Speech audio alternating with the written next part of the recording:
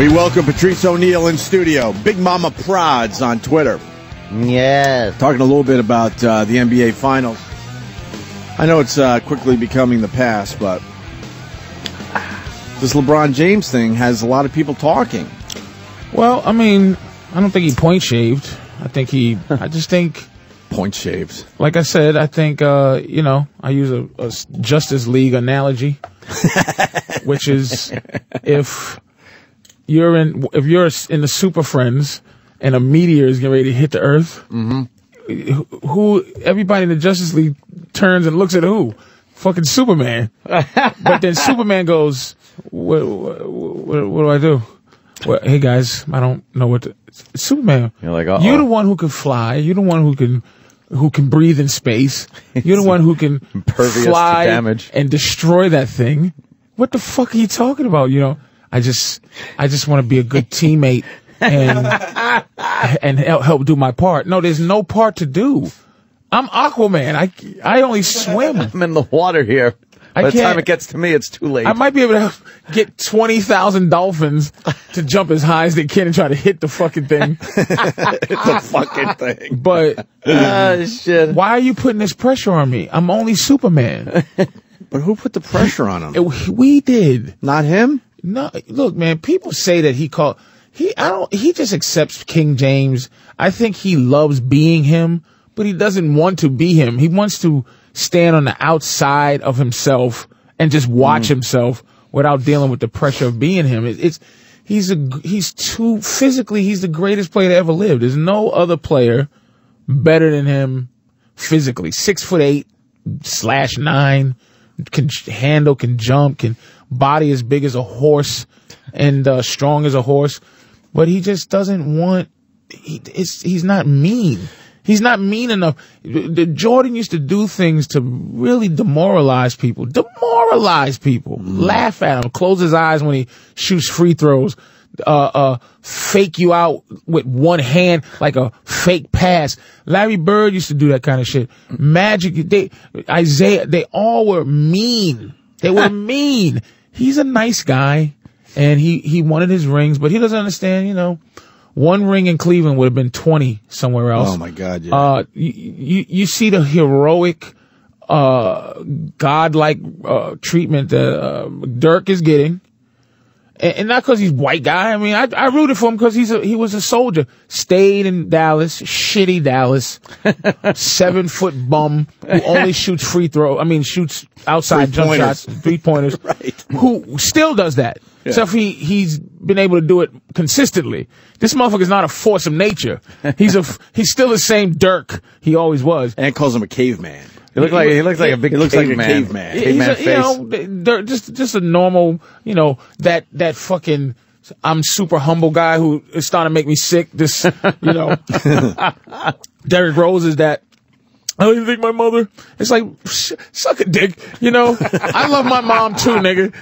I love my mom too. Everybody loves their mom. This humble thing. So what'd you think about winning the game? I'm just happy that, I love my teammates and I love my mom. Like, Dirk is, he was in I don't want to enjoy it mode. Yeah. So much that when he won, he didn't know what to do. Yeah, he had to walk away and for a little while, shake it off. And when they was teasing him about him coughing and shit, and he's like, they're just childish. It's like, what happened? This is my question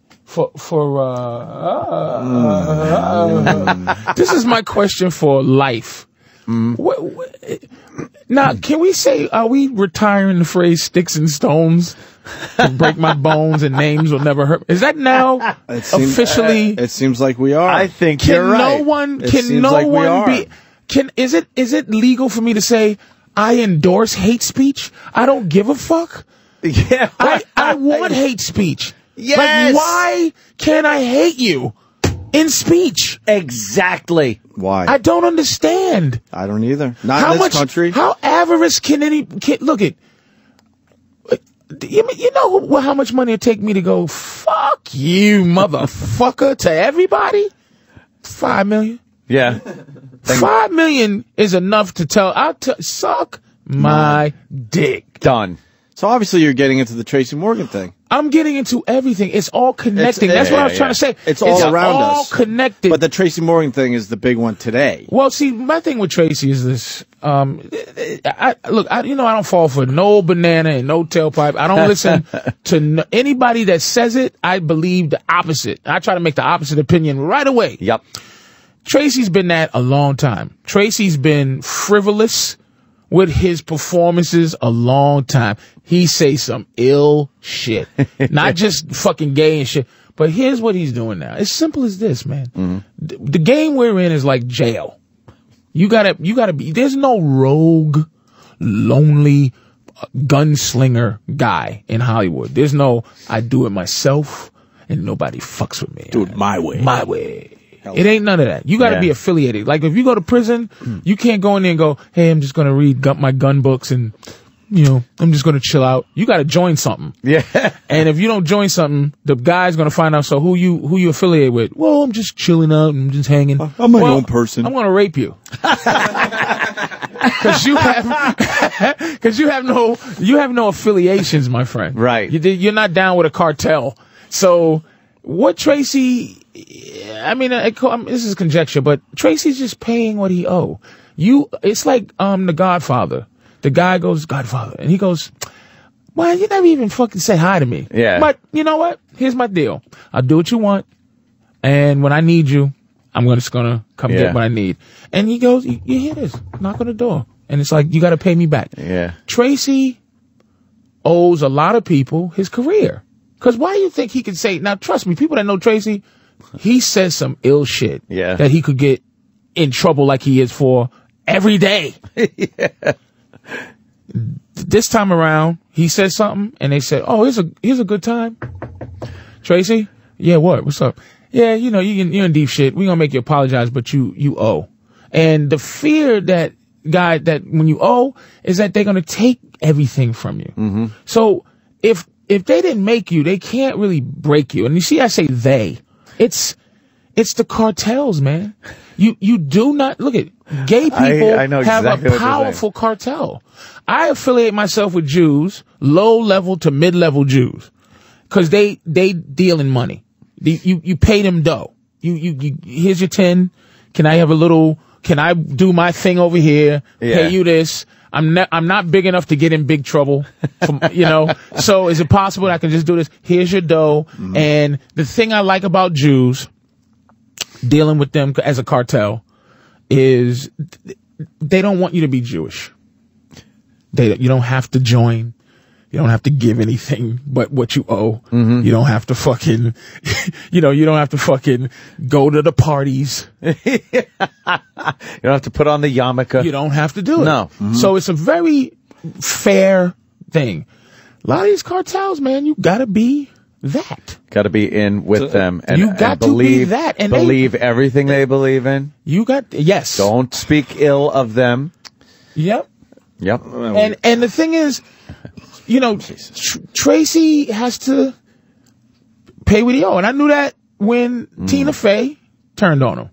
Tina Fey has been his great benefactor for many years. Sure. So this one thing has turned the tides of Tracy's career, meaning it's made him public enemy number one. When I heard this story pass one day, I said, Tracy's the new spokesman for gay shit now. And that's exactly we said yesterday, happened. Patrice, that they grab you as a hostage.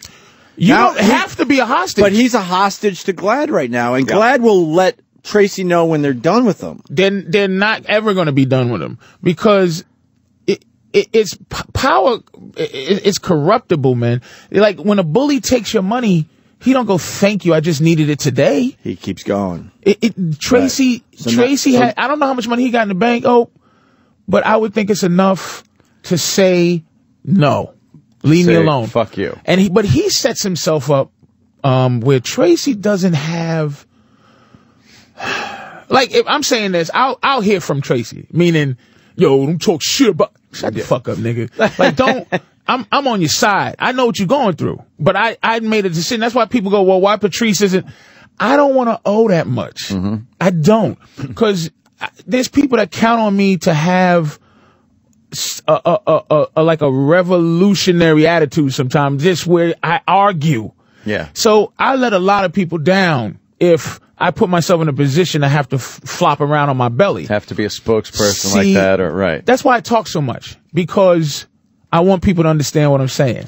Now, if I talk about gays and talk about anything I have a problem with, I'm going to make sure if they're going to end my career, you know that it's a muscle move, that it's unfair, that it's not just, cause Tracy just goes faggots, faggots, faggots, and more faggots. And if my son was a faggot, and then you go, Tracy, what the fuck? He didn't say nothing to apologize for. Mm-hmm. What are you apologizing for? Yeah, you were doing your act. But he's on a comedy stage. But the people who make you they go, this guy is setting himself up to owe us big, because we're allowing him to feel himself. I'm going to pull my stomach out. I'm going to go crazy. I'm going to be drunk. I'm going to fucking get DUIs. I'm going to fall downstairs. I'm going to get a kidney from a bitch and leave her. I'm going to do all kind of shit. Holy shit. I'm going to do all kind of shit. Yeah. And then I feel like I'm invincible. Then I do something that I do all the time. Faggots, faggots. And now, his benefactor. Tracy. We're disgusted with him, and now they pick him up by the fucking hem of his neck and the back of his drawers and toss him out into every gay thing. Tracy's from the hood. Yeah. He doesn't want to be dealing with all Tracy's from the hood.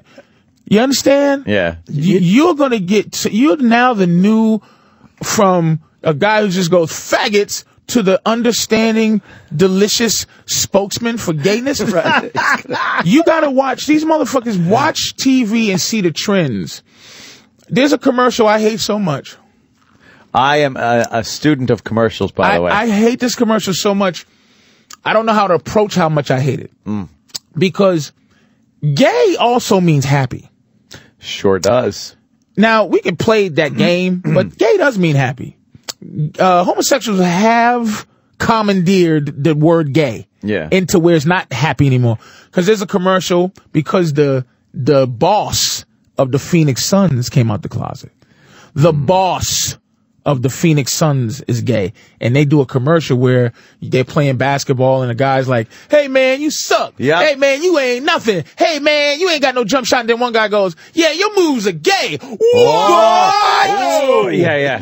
Yep. And then he has some of the Phoenix Suns are the spokesman, like, hey man, that's not cool to say that. Gay is, what? They don't believe that. Motherfucker, so now, no.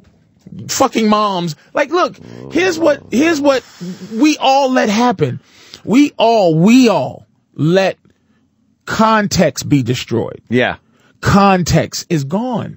And that was, I can't slip up. I can't say nothing. You can't understand you don't feel me. You don't feel what I'm saying. Look, what he did, I can't go, I can defend that. But I will say this. Here's what happens with Tracy, and here's what can happen. And, I believe in conspiracies, man. Mm-hmm. It just sets people up who want to control everyone, right?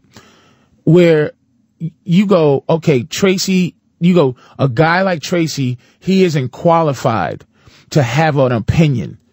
Having an opinion, it should be in the hands of people who are qualified intellectually. So guys like him, if you don't have a degree, they'll start making language elite where you can't have an opinion. But I say Tracy can be as ignorant, as fucked up as he wants to be, because I want to be able to communicate. And if I'm fucked up, let me be fucked up. But I support anything as long as you're not hitting me and robbing me. Right. Hate speech. Why can't I hate you? Why the fuck? But see, the dilemma in my head is this. Back in the 1910s, 8-year-old kids worked in the coal mine or whatever. Yeah. And people back then thought that it built character. Yeah. But then we go up to our age where our parents hit us. And now we go, that built character when you hit it. So I'm saying, the point I'm making is, maybe I'm antiquated. Maybe I'm thinking old, because I don't think kids should work in coal mines. Yeah. But I do think kids should get hit. But now you can't even tease kids in school. It's bullying and bullying. Very important. So yeah. Maybe it's right. Maybe the way the world's going is right. Maybe no bullying. No, because my stepkid was getting bullied in school. My instinct was, hey, you know, tell her to ball her fucking fist up and knock this other bitch in her fucking teeth. That's what we heard. Her mother goes to the school, tells the principal, no more bullying.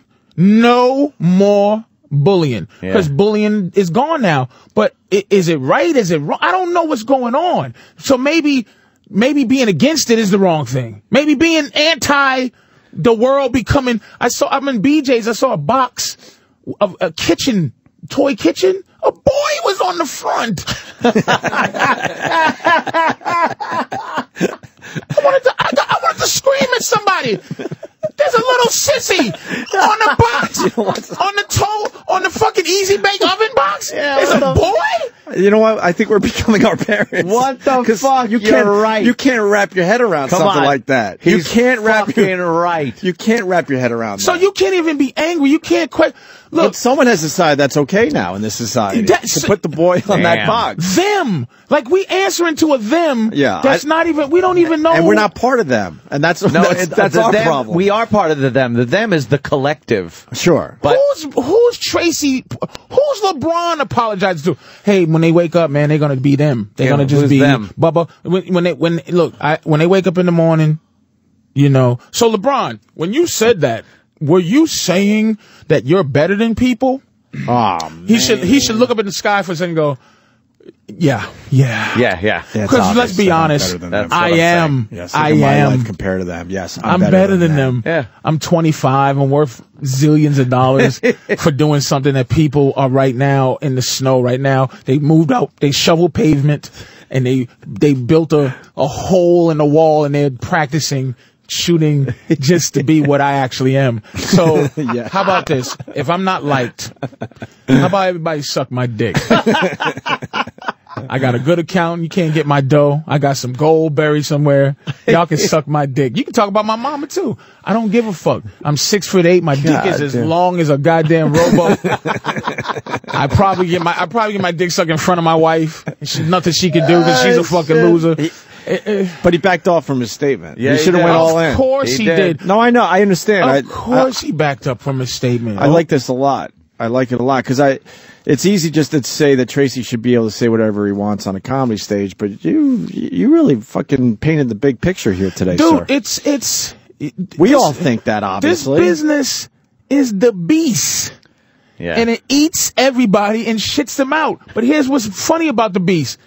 It's a never-ending line of people who want to get in the mouth and get chewed up and shit out. Why is that? It's because when you get in the belly, you get $2 million a week.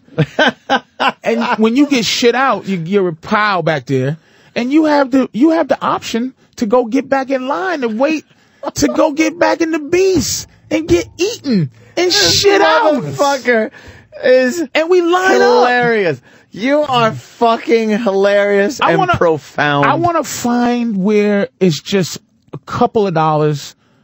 Just give me. I just want a couple of mil.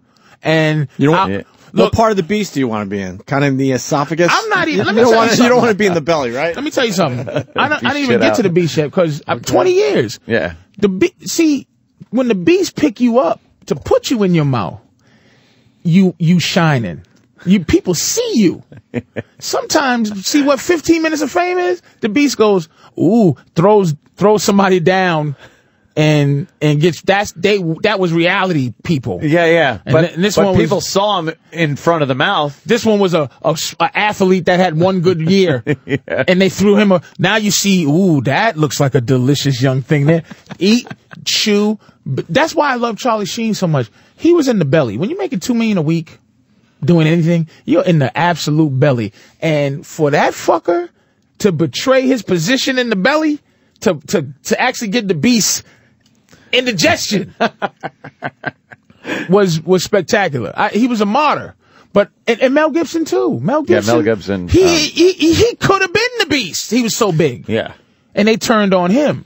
You know what I'm saying? So anybody that gets that deep and turns on the beast, man, you gotta root for him. No matter what, cause they're martyrs. Cause no one's gonna stand up for him. And then Hollywood, they tell you who to hate. Like when they rose up against him, not be on Hangover 2, when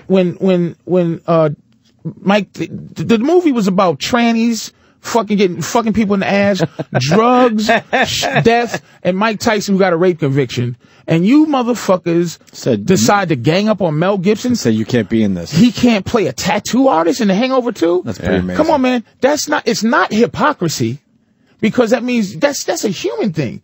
It's something else. The cartel. It's somebody owing somebody the favor. I was close.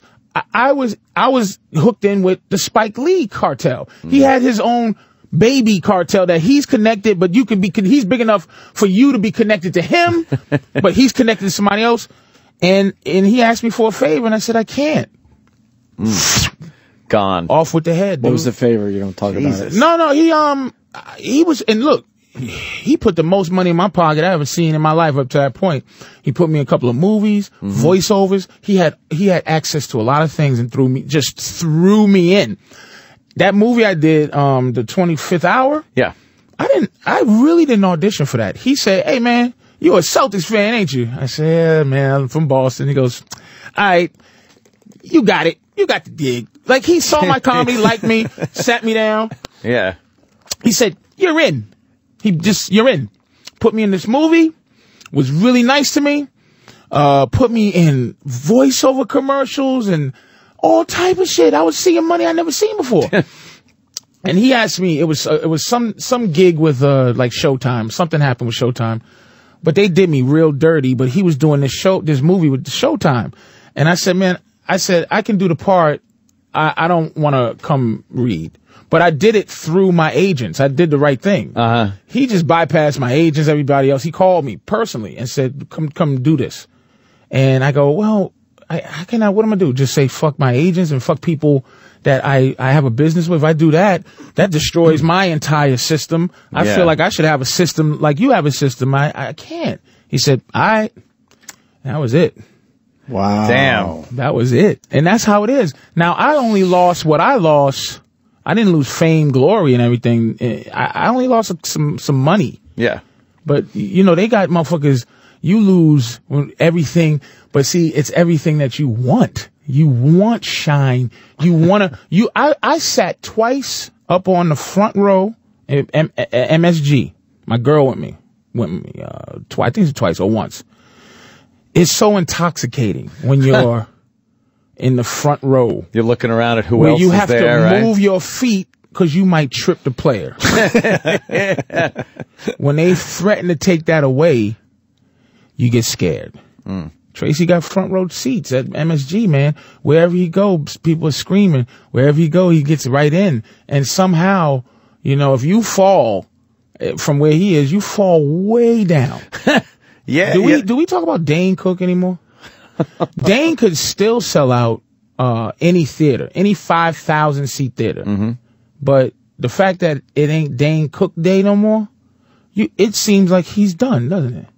It seems like he's done. He's not done. No. But it's just not his day because he had a favor he didn't pay back. You think that's it, Dude, or just people? Will Smith has been famous forever for 15 years, probably longer. 15 years. Fresh Prince is pushing 20 years ago. He does what he's supposed to do, and I'm not saying whatever. I'm just saying you just don't do 7 pounds. Patrice, stay on top. Let me play the other side of that because I'm sure a couple people would say this. Shit. A few people would say it's because he's that talented. Nobody's that fucking talented. Let me tell you something. That's what I thought you would say. And honestly, I believe, Let me tell you something. I agree with you. No one person is that talented. Motherfuckers that know me, and I'm not being a fucking asshole when I'm saying this. There's no way I shouldn't be bigger than I am. There's just no way that we all say it. Joe Coy is selling out shit and I'm not. Right. And I like Joe. But Joe ain't me. Joe ain't Nick DiPaolo. Joe ain't everybody that did Tough Crowd. Right. Gangsters. We should be out in the public eye, but you know why? Nick says goo gobbler, man. Yeah. Nick will say goo gobbler in a minute. Even when Nick's trying to be good, he can't help himself. Cause he's gangster, man. Yeah. I try. I swear to God, I try. But you just go, what? Like, the first thing I think is, please, God, let Tina Fey and Wanda Sykes chastise me over some shit I said. And I gotta apologize to who, motherfucker? I'll die first, nigga. Yeah. Like, for real. I motherfuckers think I be bullshitting, man. I try. But I'm like, I don't want to put myself in a spot to where I'm balanced. Like, I'm telling you, I sit in my house every day and I appreciate my ceiling fan, man. Because one day somebody gonna try to take it, and I gotta look at it and know that someday somebody gonna try to take my ceiling fan, and I all I gotta do is as hopefully I have a good woman, and she is, but I'm saying hopefully we have a good woman that when the shit hits the fan, she gonna be there. Or you're going to have people that's going to be there that if somebody one day says, we're going to take this big mouth Anthony, we're fed up with him. Yeah. We're fed up with you. We're going to take your shit. And you're sitting there going, wait, I own my house. No, you don't. We own it. We own everything. And that you have a place to go that, you where you could park your Shelby. Yeah. You feel me? Yeah. So, look, I've tasted little parts of what success is. I've tasted it. It's good. It's deliciously. you get drunk off of it. But Tracy, I don't know how much money he got, but he should be happy with the money he's got. He should. What I'm getting from you though is it's not a fear. That's too easy to say of success.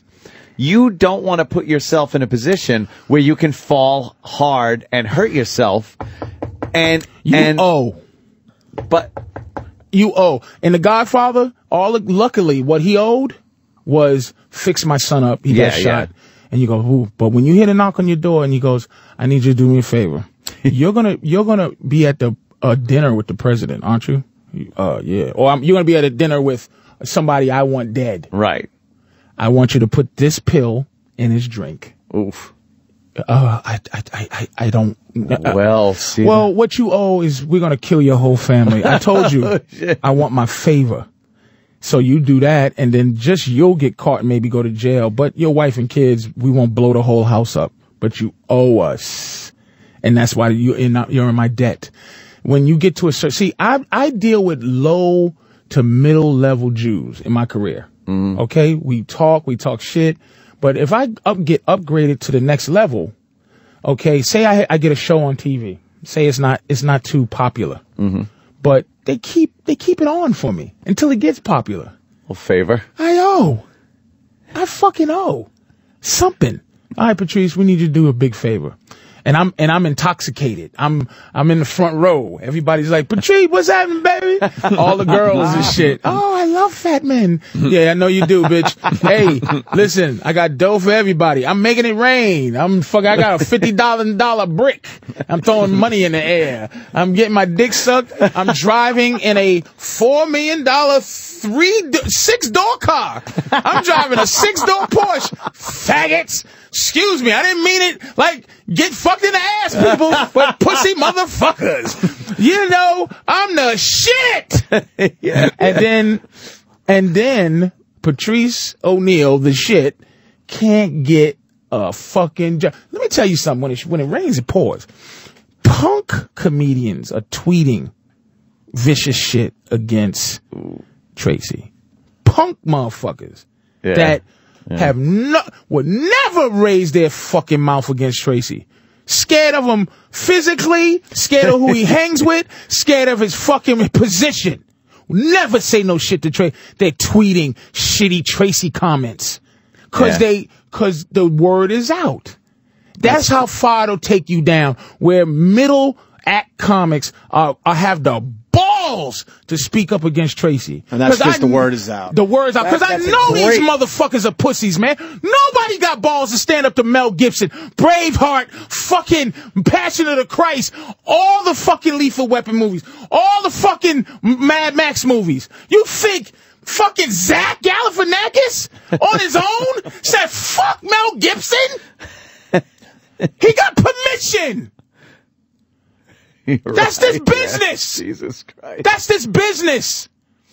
Motherfuckers think you think I'm fucking playing? And those middle comics, they just waited until the coast was clear. Who the fuck is going to stand up? Exactly. Who's going to stand up against Tracy? Those are people that hated Tracy and they think now he's done. And now I'm going to talk shit on Twitter about Tracy Morgan. Can I say that I have to say I'm proud to say that we jumped right on the Tracy should be able to do what he did bandwagon. And I want to say that today. Yeah, it sounds like we're self-serving, but it's like that is the thing to do. Why you don't wait for other people and then finally either decide to or not to. What are you feeling in your heart and go with it immediately? But it's not that easy. I know it's not. That's a human level. That's why me and Ant and Jimmy, we yell and scream on a daily basis here because it's really fucking frustrating to be in this position. It's like, why isn't it every comic coming out and going, yeah, he should be able to do this on a comedy stage? And they got people who supported him. Yeah. Then flipped it. Yep. Yeah. Tracy should be able to say, oh, no, wait, I read it and no. You know who did? Yeah. I know. I want to say the name. I do you know too. what? Chris Rock. It was Chris Rock. I was shocked by that. He said, boom, boom. He immediately went to defending him. Then he went immediately to saying, fuck you. He turned it around. But this in a thing, day. It has nothing to do with, the context. Fuck the context, because anything I say or you say, they can flip it around and use it against you. Well, they have, so but we know that. I should be able to say anything I fucking want. Look, I should be able to say something about gays. Look, I said something on a podcast I did a long time ago, or my whatever they called it, that little show I would do.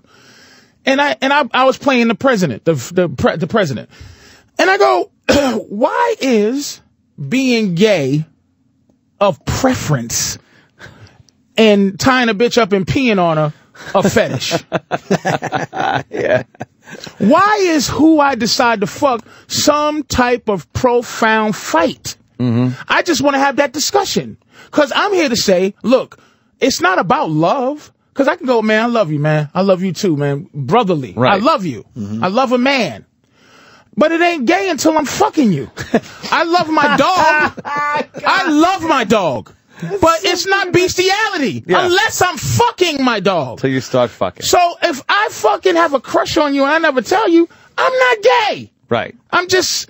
And in fact, we invented a thing called man crush that says a heterosexual man who looks at another man with some type of reverence, but he's not fucking him. Yeah. Why can't you talk about this situation? What do you want? You know what? Define to me what it is. What are you asking for? To get married? No. What's coming out the closet? Coming out the closet so I can let everybody know and see. Here's the thing. I don't give a fuck. But I'm saying, look, let's say I like tying bitches up and peeing on them. Right. I want to be able to show everybody. By some type of flag, some type of gesture that I'm tired of hiding that I like peeing on bitches. I'm tired.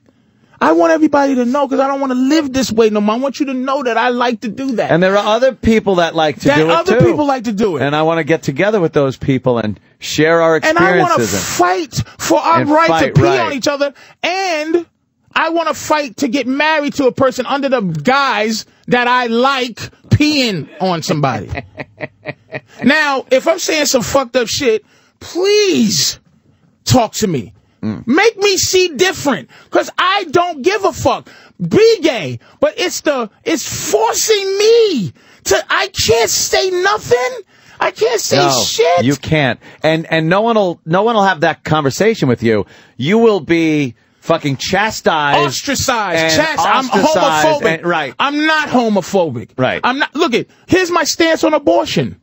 Mm-hmm. Kill your baby if you want. Right. But don't say it's your body, bitch. It ain't your body. You're not special. It's because God, science, whatever you believe in, just because you're the apartment building for the baby doesn't make you special. You're not special. The entire baby process is special. But you were chosen because whether by eeny, meeny, miny, moe, rock, paper, scissors, or flip of a coin, that's where the baby be. Is you. But am I going to fucking burn abortion clinic down? No. Right. But I'm just saying, I have an opinion about it. I have a fucking opinion about it. And I'm not saying kill gays and gays can't, but I'm saying, what are you making me think? You're comparing black to gay? I can't not be black. What if I don't want to? I'm black. But people do say that there's no choice in being gay, that It doesn't matter. They can't stop being gay. It doesn't matter. Yeah. It's still something that you're telling me that you want me to accept your sexual orientation. That means everybody's sexual thing should be accepted. Everybody who's in the bondage should be able to walk around tied up. Like, if a guy likes to tie up his wife, they should be able to walk around with handcuffs and a big harpoon with handcuffs and walk around because they want to express with no one being shocked about it. With no one. Yeah. Now, that's what I'm saying. But say what it is. Don't make me go along with your agenda based on it. People are mistaking opinion and discussion with hate and telling people that you can go out and hurt these people. No. You just have an opinion on something and you want to openly discuss it, but you can't. You can in this society. Because I have an opinion. See, legislating feelings is... I don't want white people to like me if they don't. Like, don't force them. Don't make white people like me. You know, but listen, I agree. Don't put your hands on me. Don't beat on me. Cause I'm not suggesting that. I'm only suggesting I have a theory about homosexuality. A theory. Yeah. I'm not homophobic. I don't want them dead. Matter of fact, I live in New York City. I mean, you know, in the area. Yeah. Gayness doesn't fucking bother me. No. And for most guys, gayness doesn't bother them. Gay guys bother them. Gay women are fun. You gay, baby? Good news. Yeah. You got a little bit of not gay in you? Because I want to just be a part of that. Yeah, maybe put my finger in your asshole, baby. But it's like, can we talk about it without you saying I'm a anti this and a fucking that? Man, stop. It's scary. It's deflating.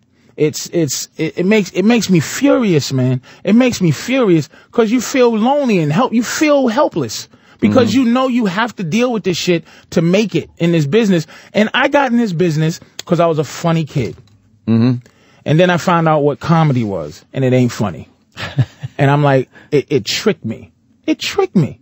I thought it was just fun and games and I get paid. It's everything you learn about the business that ain't the fun.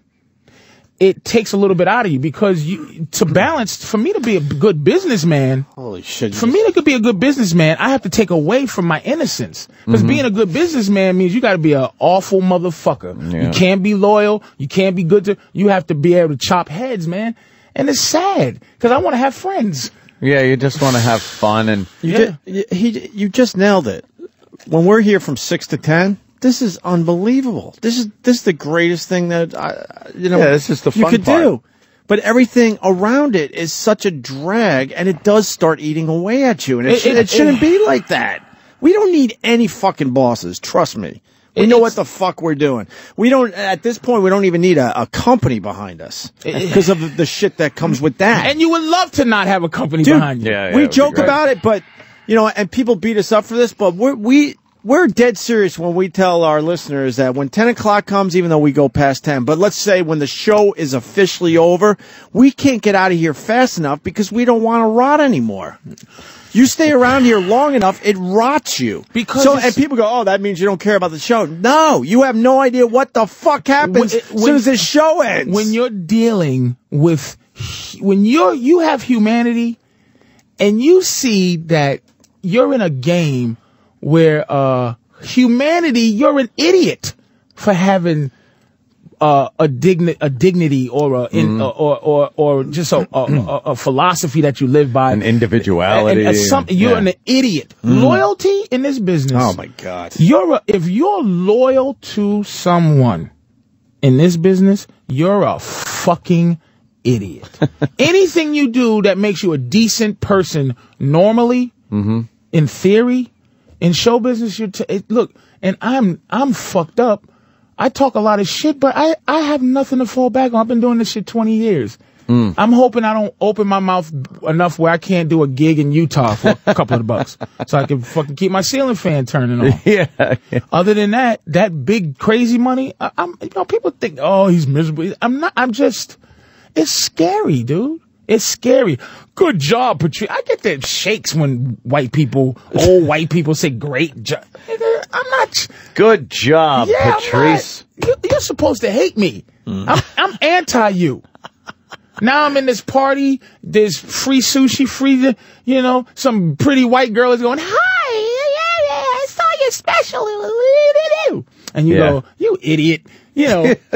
But you can't do that shit. You got to go, hello, how are you? And that's, ultimately that's what Tracy did. Tracy thought it was all for free. He didn't understand, dude, that it's not for free. Like I said, I use prison analogies and shit. If you go into prison, I'm telling you, if you ever get locked up and say your money ain't coming for a couple of days, your clothes ain't coming and you didn't eat for a couple of days, just don't eat. Because if somebody goes, hey man, I see you in trouble, man. I got some Twix and a bar soap for you and some socks. Oh, hey, thanks. Oh, thanks, guy. Hey, that's great. 3 days later, hey man, I need 17 more socks. I need 17. Oh, I didn't tell you about the percentage.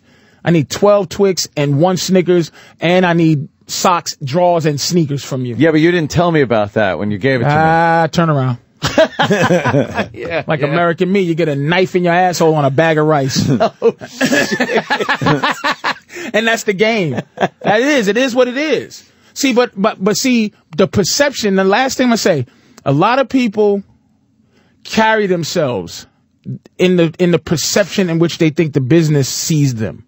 So they have confidence when they think the business thinks they're the shit, and they have nothing when the business thinks they're nothing. So when I talk, of course people say, fuck that fat asshole, fuck it. And they'll be ready to go at me because their perception is I'm not big enough in the business to be scared of. But I earn my respect based on me. So I don't owe. So I can go back and forth. So if I say Tina Fey's name, I'm not calling out Tina Fey. That bitch is powerful.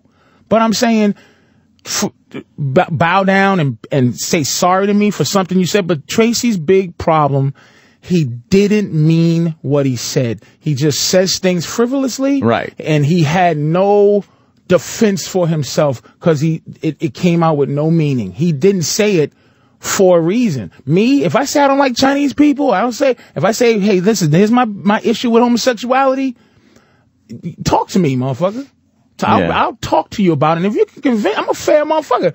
You convince me of what I'm saying is to be wrong, and I'll go, you know what? I'm sorry. Because I'm sorry comes from, it's like the bill collectors when they go, sorry, sir. Wait. Don't say you're sorry. You didn't do nothing. And you have you don't even have an ability to be sorry. You're doing what you're told to do.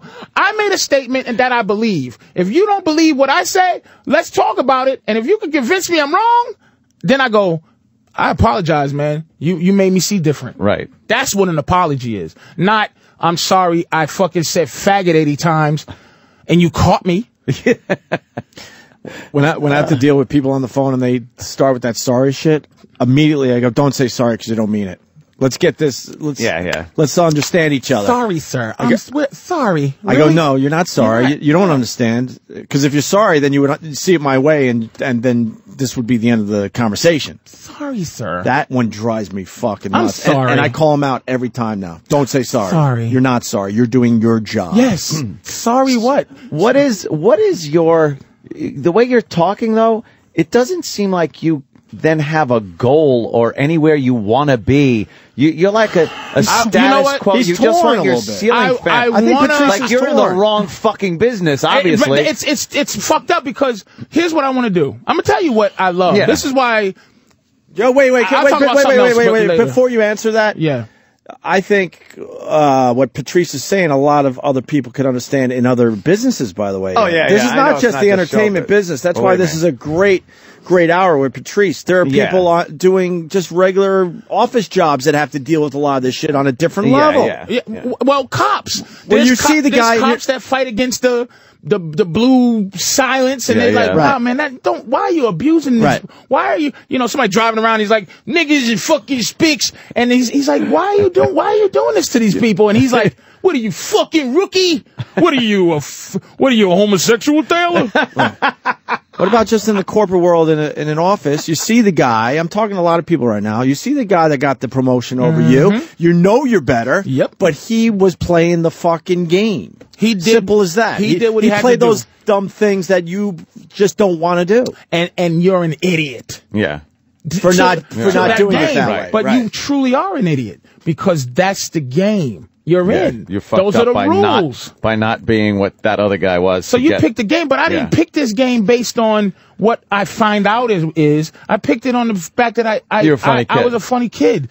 And what you said is my goal is to somehow have an ability to reach out to whoever wants to listen, and I get money for it. Somehow. I don't know how to do that, which is people who just agree or not agree, but they get to hear another side, and I don't have to worry about apologizing every 5 minutes. I don't have to worry about the police kicking. All I have to do is worry about whether someone agrees with me or not, because I'm not a frivolous guy. I don't just say this to get effect. I believe it. It hurts. It hurts my heart. What kind of job is that? Like what? Nothing. What do you do? But I found out in 2011. I'm 41. Yeah. I started when I was 22, and my dick got fully hard. Now I'm 41. I got to smack it a couple of times. I wanted to be a pimp. Now I look at my girl. I go, hand me my pills, sweetie. Thank you. Oh, fuck. You get tired, and it's like, I got a couple of more years of boxing, of fighting, but I do want to be able to say something against the status quo without losing everything I have, without losing everything I have. But you're not really putting yourself in any position to lose anything. Let me ask you a question. Yeah. When I come on the show, I've been, 10 years? Yeah. Probably. 10, 8? Do I give you good radio? No. Fuck yeah. Of course you do. But I'm saying, of course, give you good radio. That's putting myself in a position to do well. That's what I'm saying. I do the work. So you do. All right. See, I just want to square that because elephant in the room puts me in that position. Right. But what doesn't put me in that position is I got a call from a guy. He'll stay nameless. He goes, man, I got this role I want you to do. But can you not be you, but be you? I go, what are you? I knew what he meant, but I want him to say it. So you're saying you think that you can get everything good out of me without getting no bad. The reason you think I'm good is because of the bad part. It's an entirety. So that's why it's like, let's find a Patrice. Like, I've seen breakdowns. I've been in there where I've seen something for radio in Dallas. We want a Patrice type. Patrice Oneal type. Yeah, type. But they don't want to deal with my head issues. Like, they want to deal with just the fact that I'm funny. People agree with what I would say, but it's too, whatever. But I'm saying I'm doing the work. I'm on the show, having the good people listen, and people like, when we're doing it, and the synergy and everything. But then it seems like, all right, so you're doing the work, you're putting the work in. Yes. Then when the offer comes in to take it to the next level, you need absolute Patrice perfection. Your mind has to look at this, study the offer, and be like, I don't want any risks. I don't want to be indebted to anybody. I don't want No, risk. And that doesn't... Risk is wrong. Yeah. And indebted... Doesn't exist. Indebted is wrong. Indebted is... What I'm saying is, debt is when you get something for free, but you owe. Like, so, hey man, here's a loan. Oh, I got the money. But there's something else. If I feel like, listen, this reward is worth what, and I put myself in a position where I am not going to have to go belly up because my risk is, this is my risk.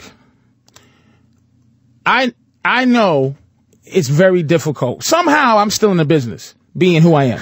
Yeah. A giant nigga with a big mouth. Not good. Okay?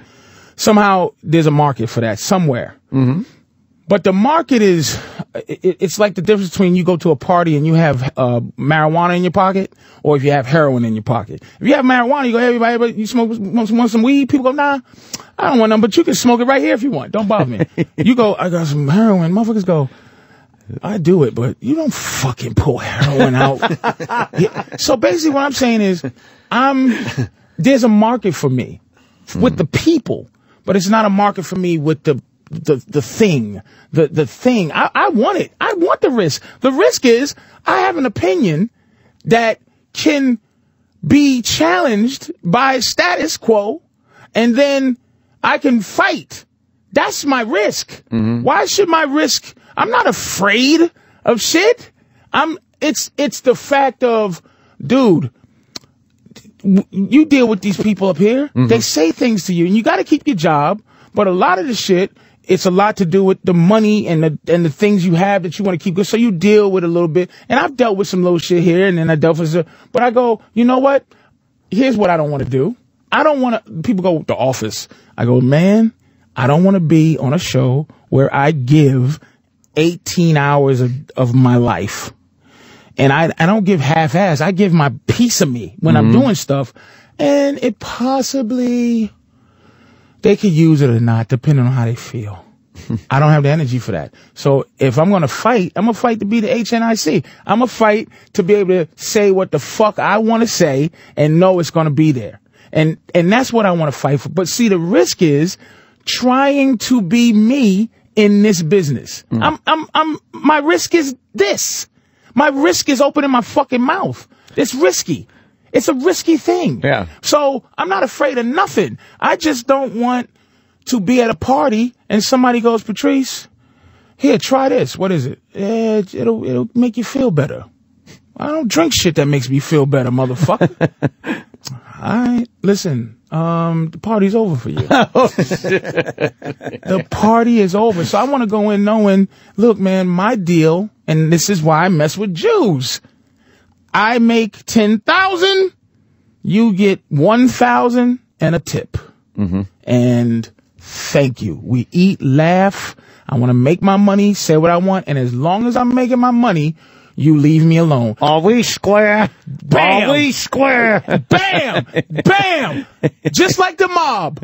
You a good earner, you live. Yeah. I just want to be a good earner and say what the fuck I want to say. What else am I going to do? Yeah. I have fun on this show. We talk shit. That's what I do well. It's embarrassing to say. We've been trying for years to have you have your own radio show, and it's just not happening. It's just not fucking happening.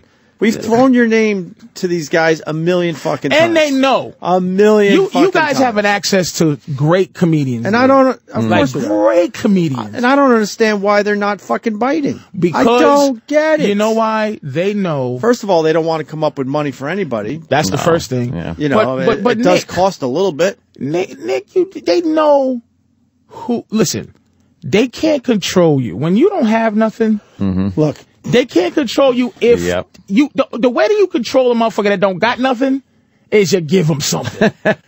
And then you hold that something over their head. Right. It is what it is. And without, that's exactly it, man. Without naming names, this place, SiriusXM, is filled with a lot of shitty shows that they pay very well. And then we come to them with, hey, you know, there was a time they want to fill up this channel with some names and stuff. I'm like, but Patrice Oneal is on. I swear to you, I'm not saying it because you're here. You're on the top of the fucking list.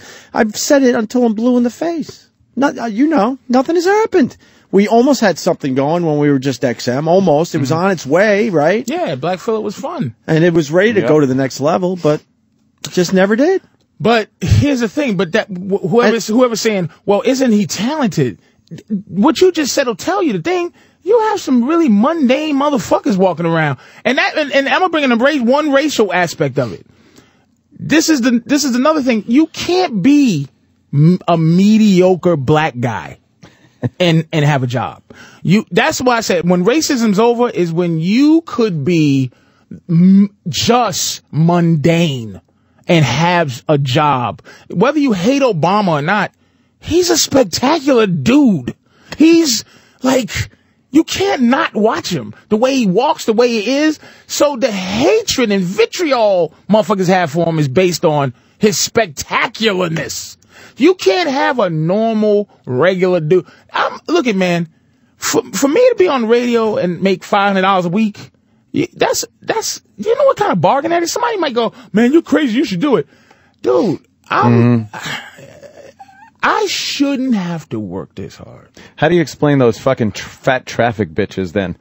They got jobs and they're real mediocre. Right, but that's a job. Workers. That's a mediocre trick job, though. to do is put mediocre people in a power position, right? Because they're willing to subjugate you. Because they're not elite. They don't have respect. That's why when you put women in certain power and weak people in power, they're the best people to have in power because they get to look at you with confidence and a fucking, you know, you can carry a weapon on you and you could do things you're on the and they go, I'm going to make your life miserable because I suck.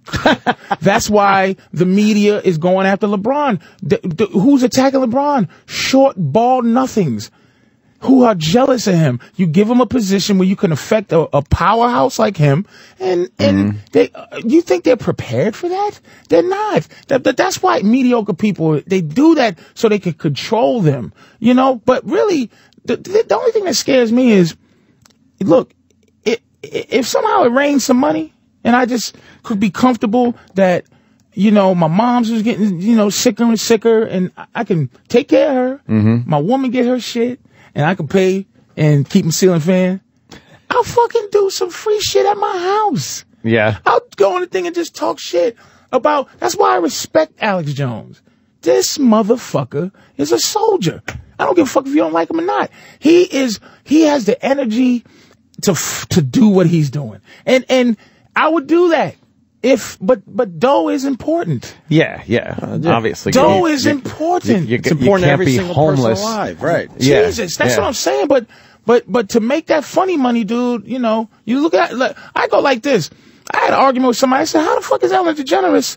When did she become the moral compass? She's a bull. Yeah. Mm-hmm. She's strapping on. Mm-hmm. Yeah.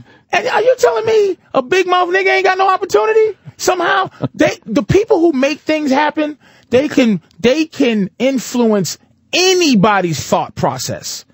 So I want to be in a position where I could just influence thinking without being attacked by a cartel that can just tell you're a homophobe or you're or anti-Semite, you're a racist, you're this, and you hate women.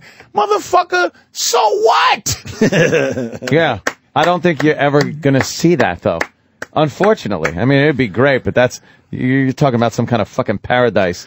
It's getting worse. It's getting worse and worse. Ellen DeGeneres has to fucking suck fucking dick. You know, figuratively speaking. You know, she's horrified by the dick, but she's got to fucking get down and suck some dick to keep that position. Why? Because she likes her fucking $20 million mansion out there in Hollywood. Didn't say I wouldn't suck a dick, figuratively. Right. I've sucked a dick. We've all tapped. We've all sucked there's the no way I figurative haven't tapped. dick. But it's what I'm saying is like, okay, years ago, they offered me like 100-something thousand to do Celebrity Fit Club. Mm-hmm. I said, I would love to do that for the health. And the money. But it's not for the health or the money. Celebrity Fit Club are people who used to be relevant that became fat has-beens. Mm-hmm. Now they are coming they're presenting themselves as fat has-beens under the lie of health. Because they all go back to being fat has-beens. I said, I haven't even been a me yet.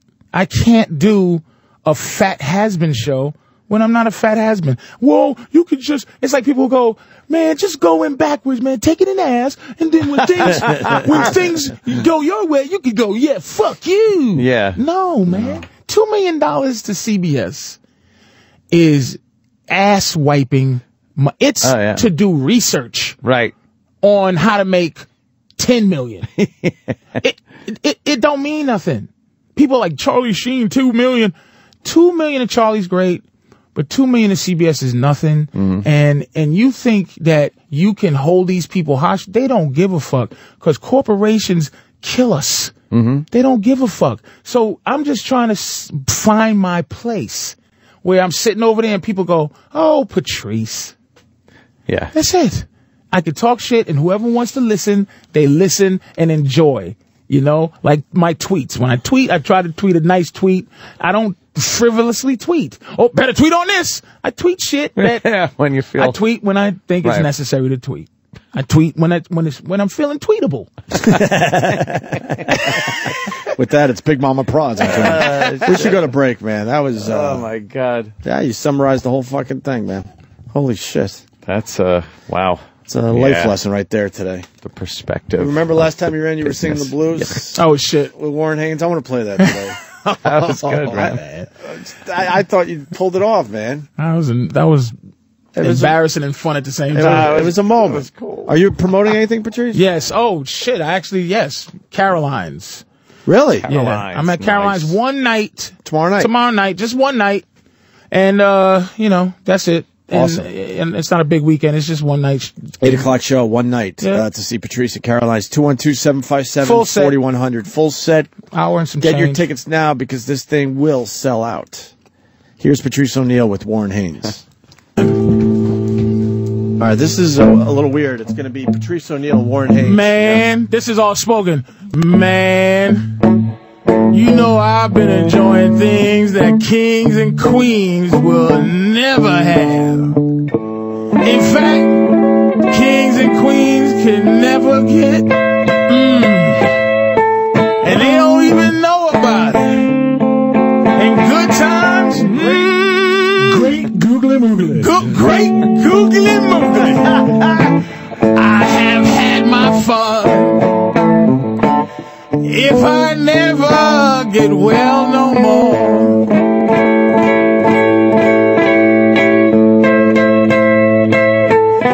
I have had my fun. If I never get well no more,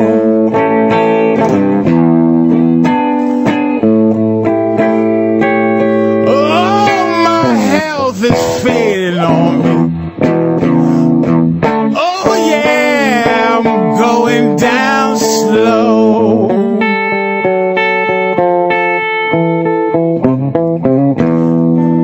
Now look at here.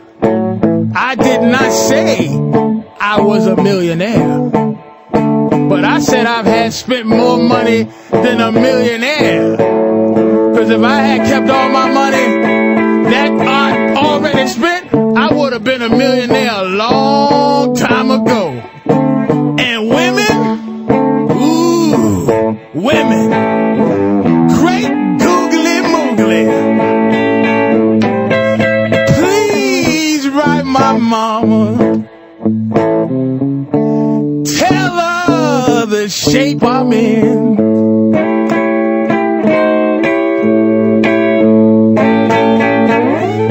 Please write my mama, tell her the shape I'm in.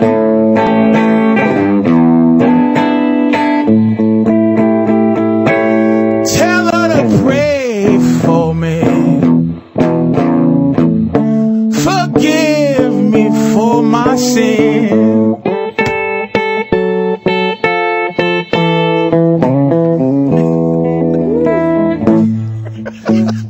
Hey, that's all right, man. Patrice, that's all right. Yeah. That's Harlem Wolf. You gotta listen to Harlem Wolf, though, man. That's all right. I love this song. You got a voice on I'm you, going Patrice. down slow. You just said, tell my mama I love him. I'm out of here.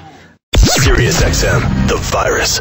Thanks for calling the Opie and Anthony FU line. Here's the latest batch of FUs. Fuck you! This is for Bobo. Hey, Bobo, fuck you. Just get off the fucking air, pack your fucking bag, and go live somewhere where nobody has to hear that stupid fucking voice of yours. Die, Bobo. Fuck you! I just want to give a big FU to the university I'm graduating from. I'm fucking out of here, bitches. Fucking for 4 years, y'all screwed me over, so fuck you. Fuck you! I want to give a big fuck you to the Grim Reaper and Father Time after taking my best friend, my parents, and leaving my last 20 years of medicated fucking misery. And you know what? Don't get cocky, Mother Nature, because I'm not above kicking you right in the twat either. Fuck you. Fuck you. This is a dedication to Anthony. Anthony, for you. I like to give a big F you to my soon-to-be ex-wife. 12 years of torture you put me through. All I gotta say is one thing. Fuck you! Fuck you! This is my FU from my good boy phone. Fuck you! And this is my FU from my naughty boy phone. Fuck you! Fuck you to my stupid girlfriend. Found out you're cheating, and it's with a married man. Guess what? I hope he gets herpes from you and takes it back to his wife. Fuck you both. Fuck you! Huh? For all you people out there telling dirty stories on me, F you. I was just trying to see if his underpants fit correctly. Fuck you! Call the Opie and Anthony FU line. 866-FU, line 1. That's 866-FU, line 1. Sirius XM. You're listening to Opie and Anthony. Whether or not you're paying attention is another question.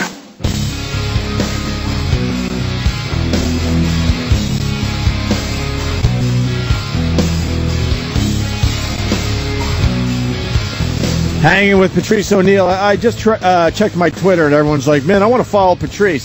So it's Big Mama Prods on Twitter. All capital letters. That's our Patrice. Just loud on Twitter even. Everything has to just be loud. For, nigga? Stop yelling. Big Mama Prods. All capital Stop letters. yelling. I know this is old, but did y'all give a big round of applause to the greatest side bitch of all time? Oh, what? For Great Mildred? That's I hope you did, you know. That's Arnold's. Yeah. I'm just making sure that y'all understand that she's the ultimate side bitch in the history of all side bitches. She kept her fucking mouth shut. Fuck. She's the took queen a of side pinch like bitches. a man. She didn't talk. What? God, She she's kept ugly, your mouth but you shut. go, I can see. How did that story get out when the kids started getting older and older and it looked just like Arnold? Like she a couldn't say Puerto no Rican anymore. Arnold Schwarzenegger. Right? No, that's hilarious. He's got the same fucking face. Is that disturbing? That really is. And was saying before the show, he's even got the same teeth, The and same everything, jaw, man. How the do you same not know? jawline, everything. Yep. It's a bunch of kids just speaking Spanish and then everything ends in Schwarzenegger. Like, Uno más, por favor.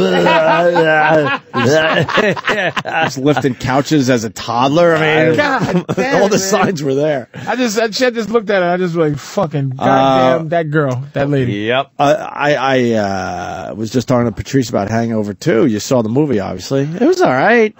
Not as good as the first. It's definitely a drop off. It's going to be It was a huge not hit. money wise. You know. I said it was. I said it was going to be huge. a master hit. But And 3 is going to be. It's a. But know what Hollywood franchise. does when they don't feel confident about their movie, they film it somewhere else in an exotic place, so you have cool exotic shit to look at that distracts you from the story and the material. To be fair, where would the next one be? It's the same thing. What, New York? Vegas again? They gotta. I actually thought that was the best thing about the movie is the Thailand. But I think that's backdrop. I think It's that's so gritty. I really think that's a trick that Hollywood uses, though. They go exotic. Well, with I Sex believe in the it. City, they threw him in Sex fucking and the City's Egypt a or some perfect one. shit. Sex and the City's For perfect. those They- old hags to fucking go to Egypt. Yeah, they knew they had a shitty movie, but like, hey, let's throw the bitches on camels in the middle of the desert, and you see the pyramids. So at least. that's a shark jump. We should look out for. I think so. It's a theory. I can't argue with that. It's a The theory. location, change the location. Maybe Hangover 2, you're right. Where else would they go? So maybe it doesn't work as well there. I thought they had a pretty good look, man. I really did, and I thought Ken Jeong was funny as hell, man. I think that fucking Ed Helms is the go-to guy in that movie, man. Like Ed Helms. Ed Helms is his thing keeps it all together to me. Yeah. I think he's hilarious. I haven't seen the second one yet. The first one, though. Yeah, they were all in. Yeah. Yeah, the material was edgy.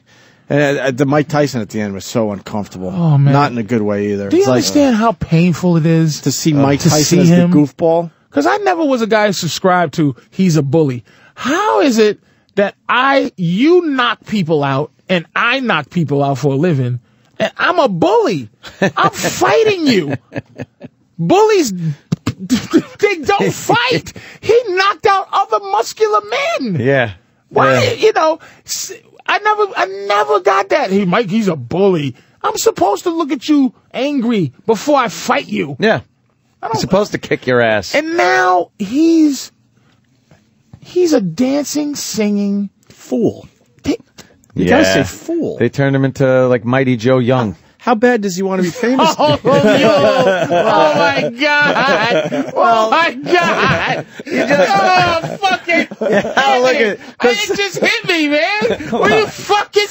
Come on, man. That's pretty funny. Fucking fucked You up. take some guy that's all powerful. Come on, man. That's pretty funny. You got some guy that's all powerful and shit, and then he's skating with some bitch on some fucking pond in Central Park. Funny is funny, brother. That's funny. Bullshit. That's Mike Tyson. It just hit me.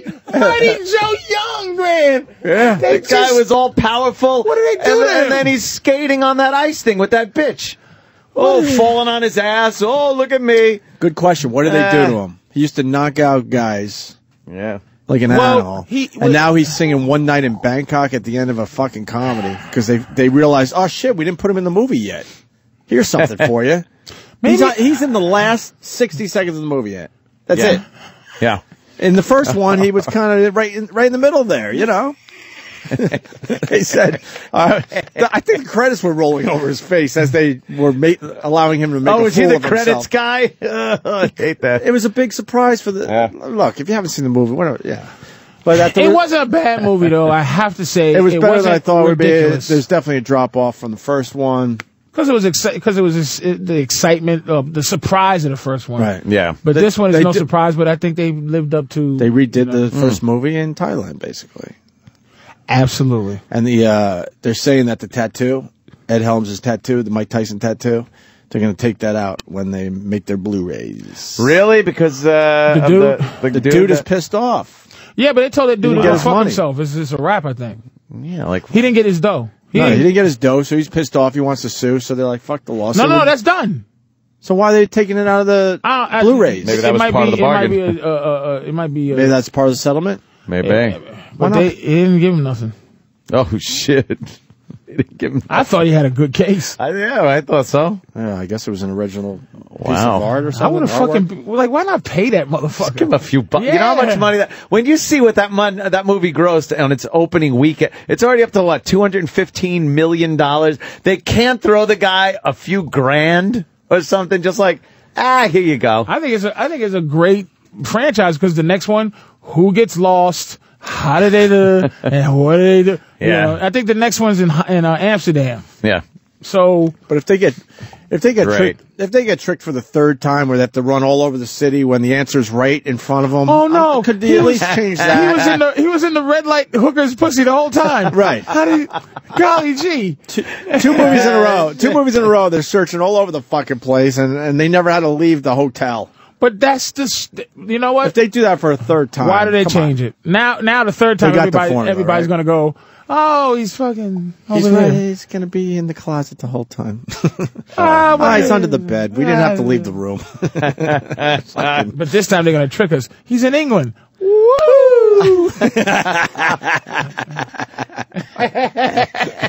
I miss Patrice. So, Patrice, I got to get your take on this. You following any of the Casey Anthony trial? A little bit, because they're trying to make it a big deal, really big deal. Yeah. But my thing is, it seems, like she's being public opinion to put her in jail before. Oh yeah. Before actual evidence. I've never seen a trial where the news people that are supposed to be covering this are so prejudiced against her. Now, obviously, look, it looks like she's pretty fucking guilty. I don't think, but that's not the point. Right. In this world, all I want is, like, if you're gonna fake that I have this amazing freedom, that right to innocent until proven guilty. Let's go with it. Yeah. But right now, I think they're just like, look, we think she did it, and we're gonna make sure we push public opinion to get in there. Horrible woman and what she did with this child. Oh, this awful, terrible. But can I say before you do that though? Yeah. You have to be fair. Mm-hmm. Yeah, you gotta be fair. It's about OJ. Yeah. If you're gonna look at, he got found not guilty. That's what this game is. Yeah. But this world would not let that slide. They was willing to change the justice system We couldn't to accept get that. this nigga. But it's not. But this girl, I'm trying to say, look, it does seem like Yeah. that this girl, it's supposedly from what the movies and the Three Stooges things I saw, it's fucking innocent till proven guilty beyond the shadow of it, beyond reasonable doubt. Yeah. So it's not looking good for her just by public opinion. But as far as the case go, that dumb prosecutor who looks like Nancy Grace, that dumb bouffant hairdo, trying to make her name, she's babbling on. I don't think they have enough, not for murder one. And the black judge is great. Oh my God, that guy is a TV judge. He's a great judge. He should be a movie judge. He's like that. It should be in the movies. He's like Skilly Doo. Yeah. They say some shit. Well, yeah. And gonna have to look at this paperwork. It's clear. It ain't no. It's just. No Judge Ito. Let's be honest. Like it's very fair. Yeah. And. Just, you know, they're like, Your Honor, we'd like to call for mistrial based on the evidence that the prosecution put up crossways. And the prosecution's like, no, this is, we have precedent in this case and stuff. And the guy's like, motion denied. Let's take a break. We're going to recess till 3. Well, I can understand that. I thought I needed to know legal mumbo jumbo. I want to work in that world where we can just go, we're going to take a recess. Yeah, what do you we're going say? to finish our show. What do you say? 3 in the afternoon. But we're going to take 4 hours off now. She is the typical white trash fucking just crazy bitch that would be at my house. Something happened. Yeah, we know But that. I don't. You know, I don't think know murder if one. he I don't think it was premeditated murdered a kid, murder. but a lot of irresponsibility. My something happened. and I don't then know she whether said, it's "Fuck, I got to cover this shit yeah. up."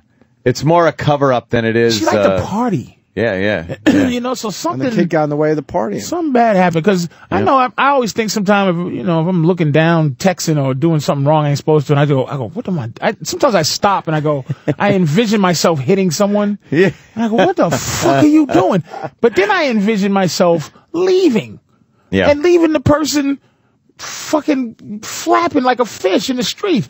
And I'm like, oh my God, that's my first instinct is to run. Really? Run. Yeah. Like I go, damn. So something happens to a kid, you go, oh my God, man, what am I gonna do? There's no witnesses. There's no nothing. You just go, I'm leaving myself on the mercy of what you're gonna do to me. Just like Plaxico Burress. I know the letter of the law, you get 2 years, but.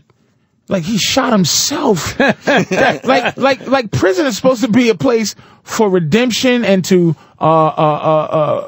penance. Yeah. The penitentiary. But it's like they send you to jail. I learned my lesson. I don't think every murderer should have to go to jail. Like I shot that man. I don't shoot anybody else. Yeah, I'll never shoot anyone else again. Fuck me up. I'll never shoot anyone. Plaxico shot himself. That should have been good enough. Yeah, I think he's going to use a holster next time. I don't think he's going to shoot himself again anytime soon. Use a holster, you dumb motherfucker. He hates guns now. Yeah, Well, I know. did you hear us talk about that? Because No. it's sort of like the Tracy thing. All of a sudden, he now hates Now he's guns. a spokesman for the And me and Brady Anna are like, fucking this bill. guy loves guns. The still. Brady Organization for Gun But he wants Safety. he wants to get back in the NFL. Yeah. But here's And the he's not thing. sure if it's a guarantee that he's going to have a shot at that. Yeah. What's wrong with him saying this? Okay. What's wrong with him saying, I don't love guns, but here's why I carry guns. Niggas ain't shit. They're going to rob me, try to steal my money and do shit. I don't like white people, so I'd rather carry a gun and hang out with black people than to not carry one and hang out with white people. I don't think that'd wash. The safety of white people, I don't need a gun, but niggas are way more fun. But they crazy. But they're crazy. These niggas think this watch is real. I'm just chilling. God damn. I'm just chilling. Oh, shit. Yeah, he wasn't registered in Jersey or fucking New York, obviously. Of course not, because he was doing some Why hood would he shit. be? Yeah, Right, yeah. man. He's sticking his fucking 40 in his goddamn sweatpants. You can't, if you're gonna put a gun in your waistband and be all cool and shit, you better have a tight fucking waistband. You can't put it in sweats. You can't even put your wallet. I've tried like the fucking someone knocks on the door and I know I need a little money and I try to put my wallet in my sweatpants or something. It just falls out the foot of your pants. A gun? That ain't gonna fucking stay. He shot himself in the fucking leg. He was all cocked, not locked. The fucking thing shoots himself in the leg and then he gets a couple of years in the joint. Is there any way people could fucking fix I was thinking about how to fix LeBron's situation of hatred. Yeah. And I swear, but he fucked up because they lost. But I was thinking how he would have got out of it if they won, right? During the championship celebration, he cried. And he's feeling very sad. Oh. And people are like, what's going on, man? And he just goes, I just can't help but think about Cleveland. And I made a big mistake. I feel like this celebration should be where is this going? With Ohio. It's never what it is. Sorry, the brick kind of walking. It's never what it is. That'd be hilarious. But then he gets out of it. Like he can get out of this PR thing by actually like going, I know I made a mistake leaving, and then I can't leave Miami. I'm under contract. What would Cleveland do? But then Miami would hate on him. No, he goes, I'm going to play hard for Miami, but Miami people have to understand that it's just like all the many Cubans here. You live in Miami, but your heart's in Cuban.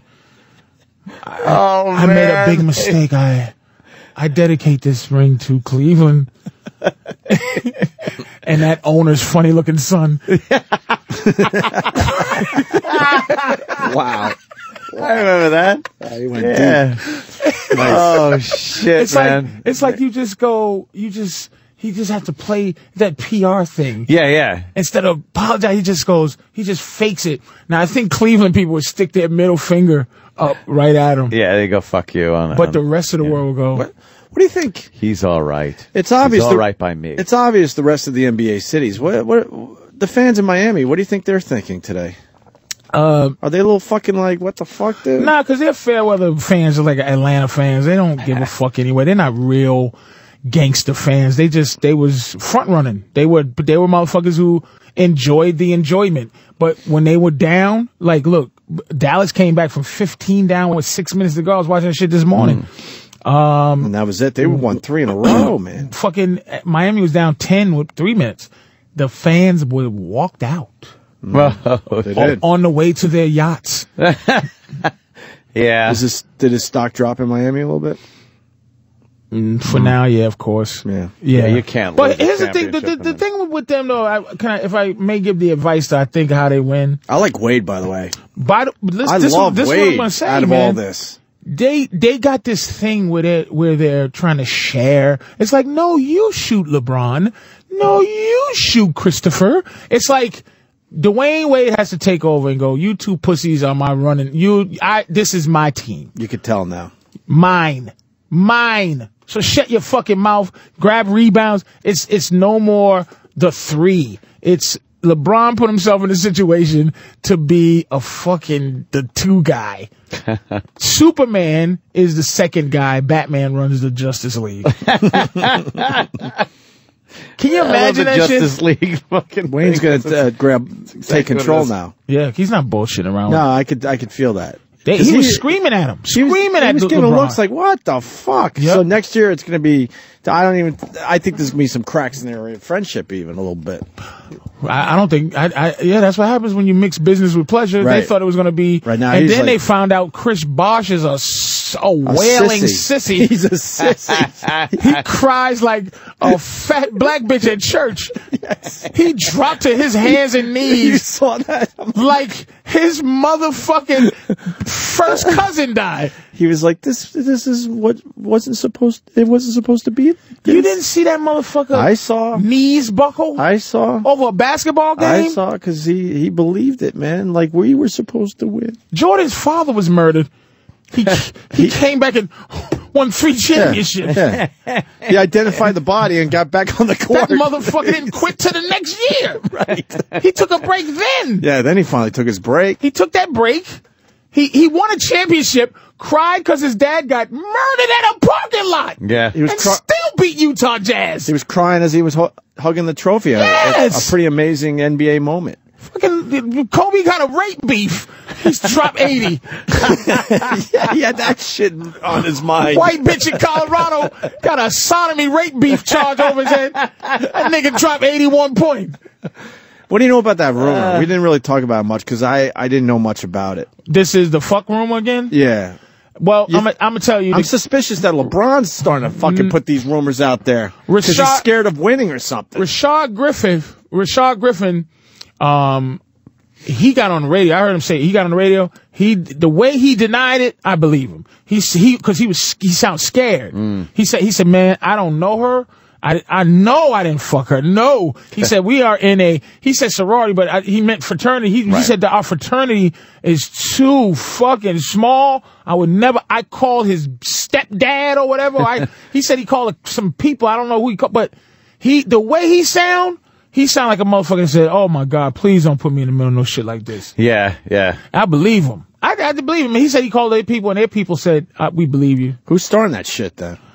Well, it was rumors that Jason Terry was saying some fucked up shit to LeBron.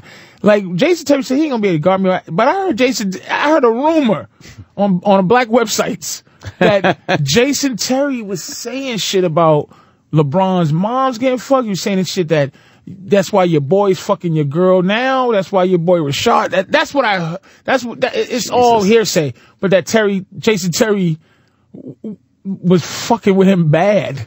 Damn, yeah. Mentally fucking with him and Jason Terry's questionably a bad little asshole. He's a motherfucker. Jason Terry.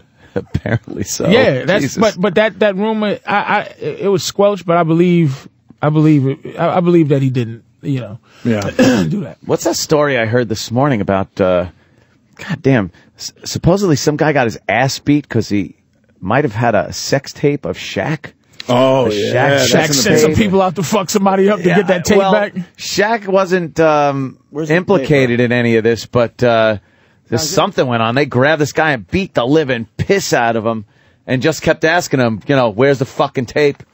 Where's the sex tape? A Shaq sex tape. Gang accused of kidnapping man who claims to own Shaq's sex tape. That's got to be a ugly fucking sex tape. Yeah. Big Shaq.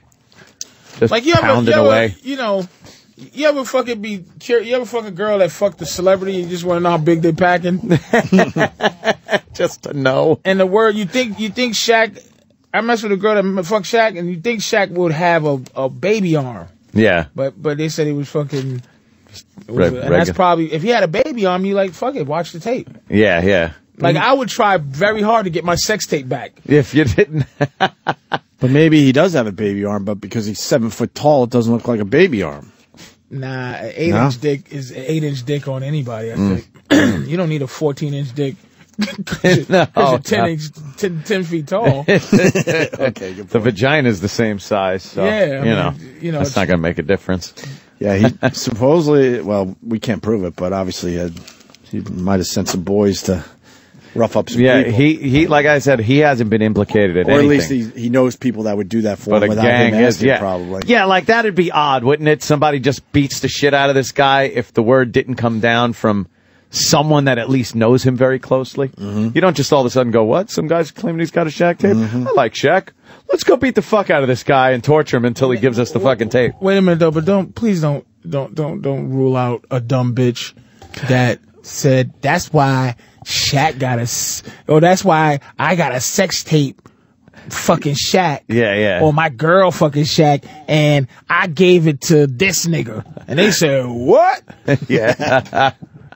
Yeah, him. He got it. Oh, shit. And this guy's just like, huh? He gets the shit beat out of him. Motherfuckers do crazy shit over some pussy. That's why I got a Shaq sex tape. I'm going to sell it. And I gave it to my friend Cleophas right there. He got it. And you're going to have to fuck him up to get it because he love me. He ain't going to let you get my fucking sex tape. Oh, damn. You dumb bitch. Don't fucking put me in the middle of this shit. That is fucking absolutely what could happen. Women can get you fucked up. They get a motherfucker loving you enough. Holy shit. What do you think of Shaq funny. retiring, man? He should. Yeah, it was time. He's a giant fat man. His knees is coming up to his hips. He's a fucking She retired 2 years ago. fat man. She should never made the Cleveland run. Trying to remember be the fucking shovel? charming. Remember the shovel they gave him when he went to Cleveland? Because there's a lot of snow up there. You didn't remember the press conference where they handed him a shovel? He had to stand there. You're going to need it up here, Shaq. What do you have to stand there with a snow shovel? He brand new shovel. He got out there fast. Yeah, it's like he's fucking there But shoveling snow. he should be done, and I hope he doesn't come back because they say he might. But they'll make Shaq a great a Charles Barkley dude. Yeah, I don't think he has the personality. I never thought he had that personality. He's very monotone, man.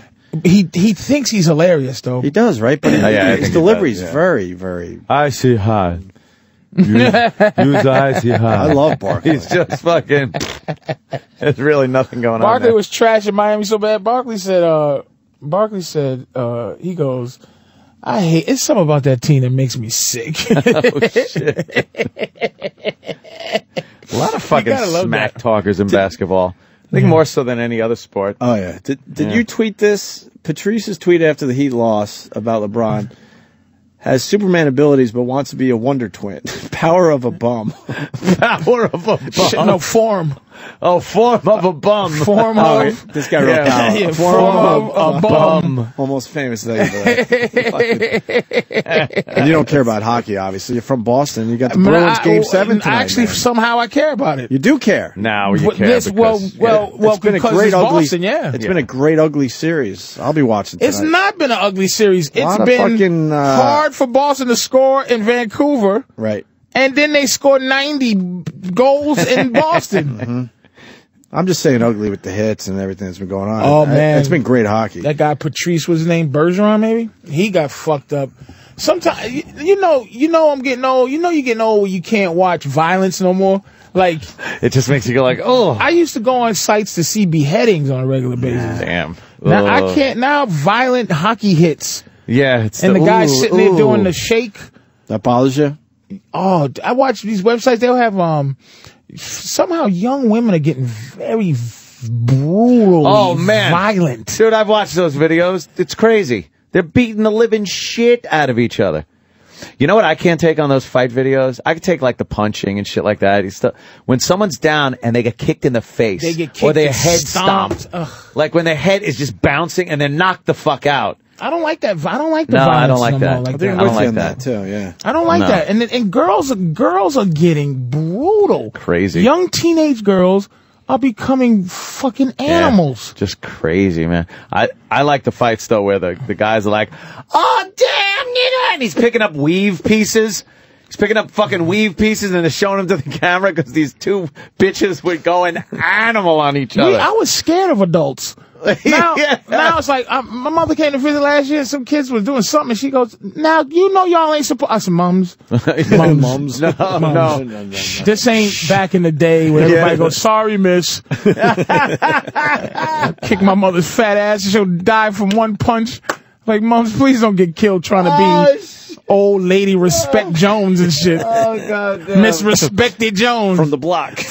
Now, you know you boys ain't supposed to be... Shut up, fat bitch. Now, come up, mums. Just come on up. You just described 100 movies where the gang members respect her. Oh, just like she come on the porch with a broom. Y'all get out of here with your guns and drugs. Right.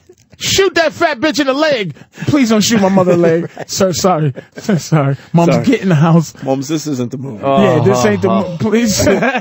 No more respect from the kids and shit. I used to be scared of adults. Adults will say something. Any adult, you go, sorry.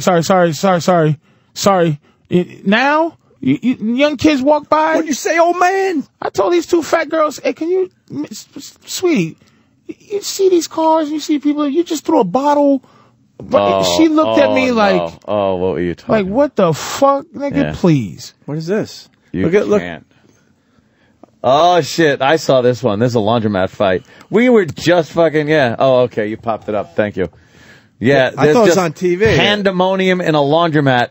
It's two bitches beating the living shit out of each other. And then there's pandemonium. There's not one that's less than 712 pounds. No. Them some big bitches. There's some fucking fighting going on here. And what are they fighting over? The fucking dryer. detergent? The dryer, probably. The softener? I think one bitch took the other bitch's clothes out of the dryer before they would dry. That's all it takes, right? And then, and put them in a dryer. God. And look at this fucking, holy shit, this beefy broad. And the guys are all with the cell phones. Ah, shit. And at some point, they always got to turn the cell phone around and go, goddamn, kids beating the shit out of each other. And like, get their face on it. Hey, this motherfucker's on YouTube, motherfucker. They got it. Here's another one. Oh, man, this bitch is real. She's squaring off. She's squaring off. She's all fucking. Oh, shit. Ready. She's ready to roll. Oh. Yeah? That's my man. My man's. Oh, yeah. Oh, shit. Here it goes. Damn.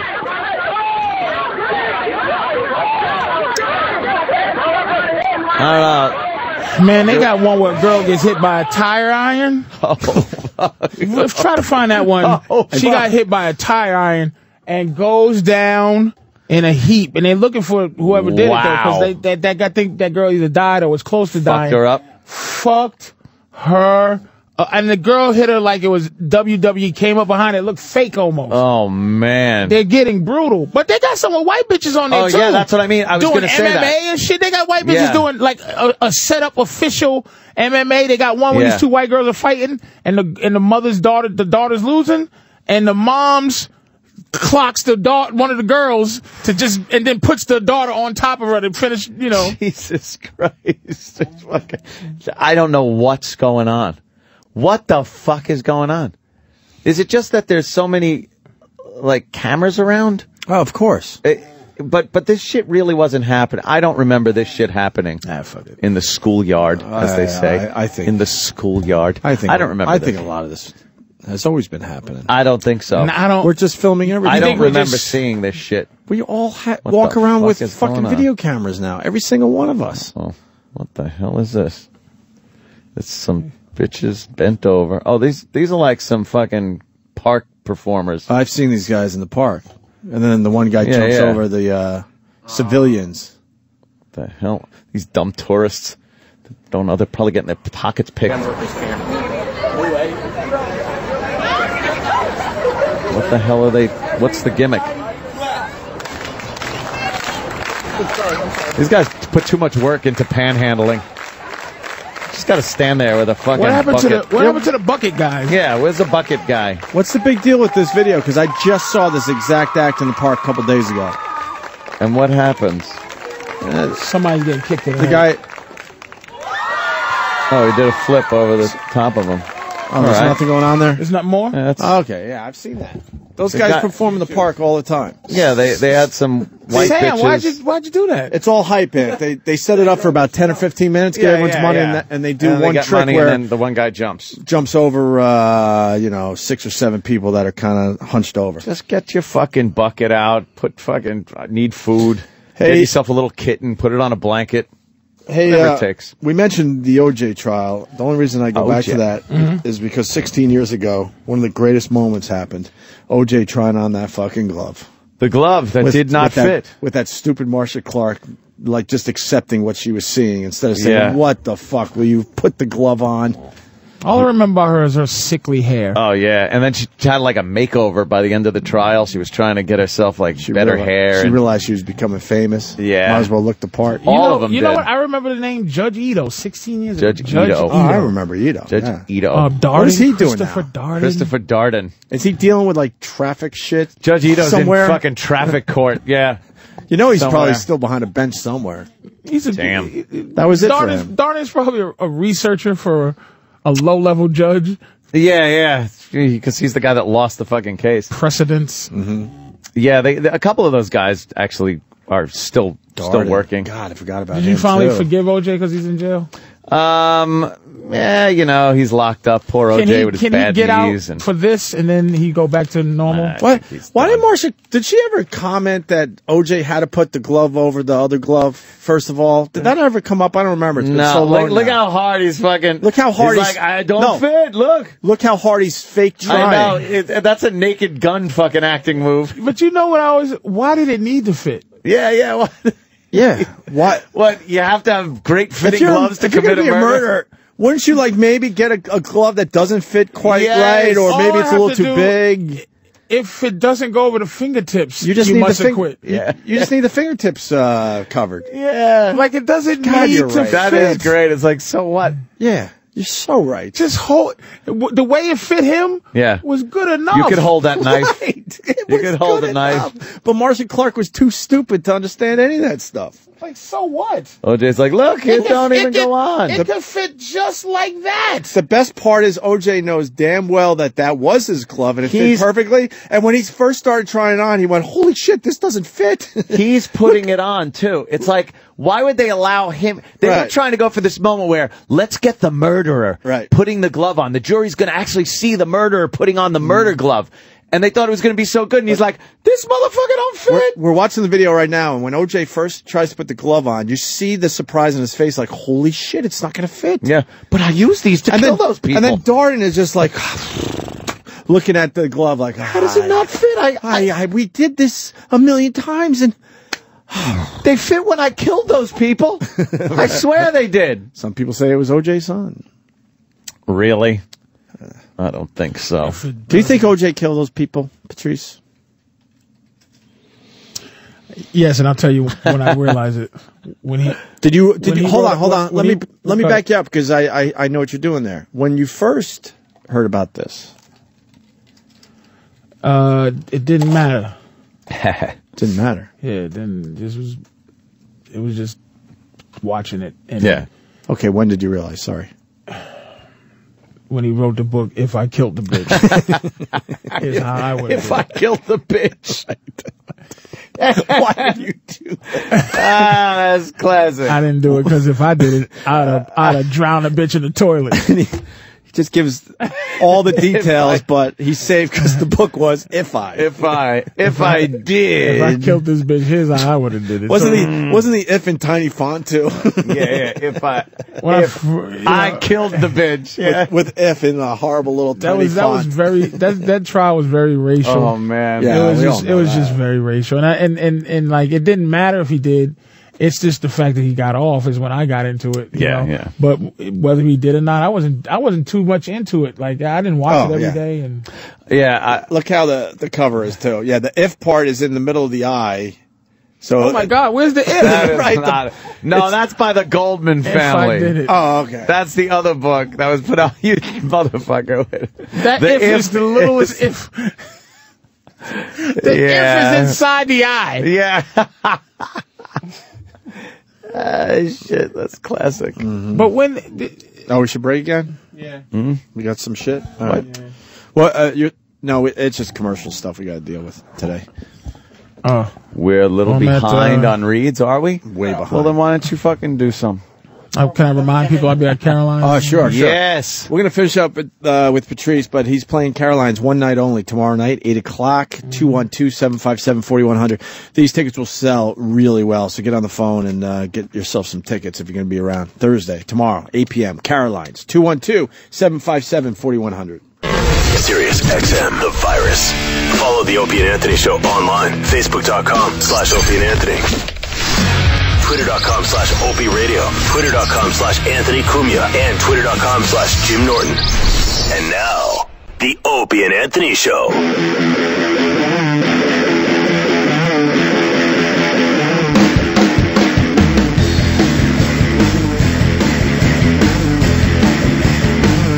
Jesus. All right, it's going to hurt us, but we got to do this. Steve Blatter just popped his head into the studio. And we gave him a nice beating earlier, but But fair is fair. He emailed the Gene Simmons, Shannon Tweed walking off the Joy Behar show. Yeah. And it was presented in his email, in my opinion, like he thought it was real. Mm-hmm. So we had to beat him up for it. Yeah. And he popped his head in, and he swore at us, basically, saying, look, dude, I thought it was so obvious it was fake that I didn't have to write that. And I believe him, so, you know. Yeah, because it is, he said he watched the video, it was all just horrible, so. I mean, we beat the shit out of those guys, but, you know, fair is fair. I believe them. Yeah. But unfortunately, Joy Behar bought into it. Yeah, that. I don't get that. She became part of the work. On purpose? I probably think so. She's not that dumb. I don't think she's like that. I can't see her being that stupid. I just can't. But why? Why would she play into it? It would be better headlines. Better headlines for her if she said this is bullshit. Guests on her show. She's just fucking... Maybe other publicists that represent one other of those, people. You know how that works. All right. One of those deals. It'll be curious to see how it plays out with her. Yeah. Because she's got to talk about it, right? That happened last night, so we'll see what she says today. We did the fucking hockey. We did OJ. Dan Quayle, potato, 19 years ago today. Wow.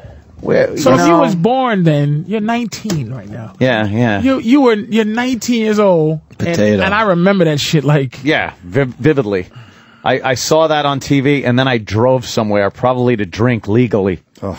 It's fucking... Me and you were probably talking about doing a gig together. Yeah. Holy shit. Ah, boy, the time do fly by. Yuck. And Mark Cuban is paying for the Mavericks parade. Why wouldn't the city pay for that shit? Well, I think he's giving them a break. Yeah, in these hard economic times. Doesn't want taxpayer dollars going to... How much could that cost? I think it's all like police cleanup, all that shit. Okay. But all those people that are going to be part of the parade are going to be paying for parking, paying for some food, paying for some water, paying. It's not going to pay for the whole fucking thing. You don't think? Why not? He's paying for the whole shindig. No, I'm just saying, why wouldn't the city pay for it, knowing the people are going to be, spending money that day? They're going to be going to bars afterwards. They're going to be eating. They're going to be doing this. Well, that way they get to make some money instead of having to shell out some later for fucking sanitation and extra security and all that shit. Fair enough, sir. Fair enough. Fair enough. No. And everyone is, talking about how he spent $10,000. $110,000. $90,000 for a bottle of champagne, and then a $20,000 tip, I guess. $20,000 tip. That's nice. When you got $1 billion, it's just nice and relative. Yeah. Mm-hmm. Could you 110 to just play with? Like, just play with. It's just nothing. Garbage money. I would be so much fun. You can make, it would really be a lot of fun. You can make people really happy, you know? I mean, who do you give that $20,000 tip to? That's got to be like, holy fuck. And I wonder if they let that person have it. Yeah. And that's the kind of job, like a service industry job that, where you can get that kind of money and that kind of tip, That's fucking crazy. Because it's Miami and it's rich people and so, I mean, that's amazing. But they probably have to split it. Yeah, they probably do. Yeah, split it between That's like working everybody. at a great strip club. Boss takes his skim. I feel good when I give somebody 22%. 22%? It's crazy. Are we up to 22 now? I don't know. It's my tip calculator. I'm a 20 guy. Never less than 20, because the math on that's easy. Yeah. Yeah. Very easy. Never less than 20. Yeah. And a little more if, whatever. Is it better to give somebody that's a bad service person no tip or a shitty tip to get your point across? No tip is definitely worse than even a shitty tip. And then they have to run. I think. Run out after you and go, you didn't tip, and you look at them and go, yeah, I know.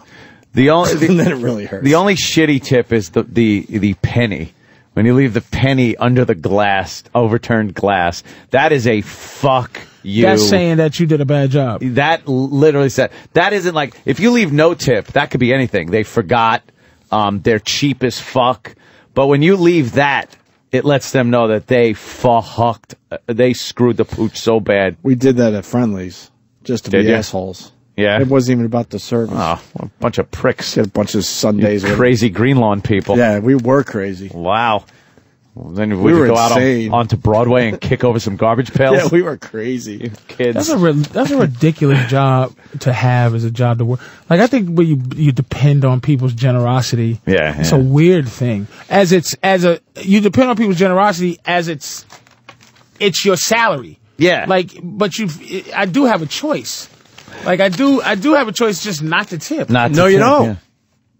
No. They should do. Why is it there are places, why is it legal where they go, we added the 18%. Tip included. Yeah, that's kind of weird. How is that that's legal? More than 6, though. I've seen somewhere, it doesn't matter how many people. Yeah, some places now it's across the board. And my thing is, I believe it or not, I mean, for the show, sure, I'm cheap, short arms, whatever, but I'm a good tipper. I really am. But I want to feel like I have a choice in this. Yeah. You get that bill, it's like, we added the 18% tip. Because I feel like if the tip's included, then they're not going to have to work as hard, right?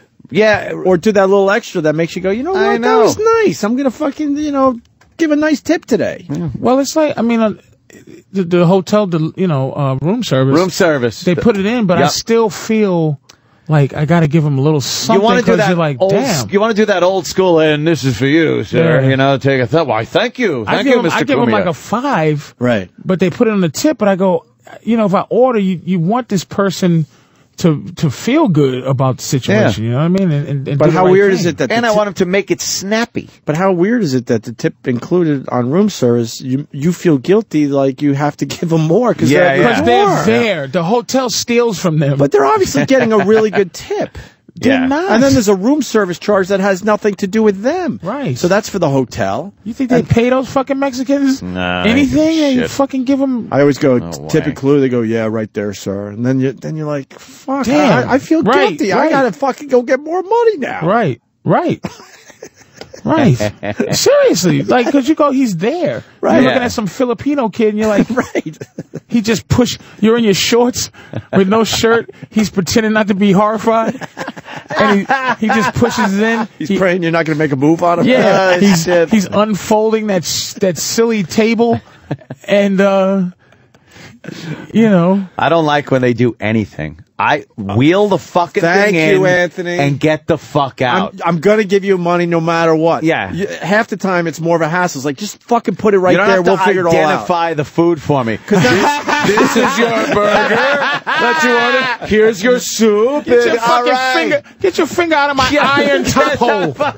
Exactly. You fucking put it in my mashed potatoes, you cocksucker. Don't put your finger in my hole on my iron top. Yes. You just dirty fucking dirty nose. I hate that. And you're standing awkwardly as they're doing this whole presentation. Yeah. Like, this is not good for me. Leave. Would you like me to? No, I would like nothing.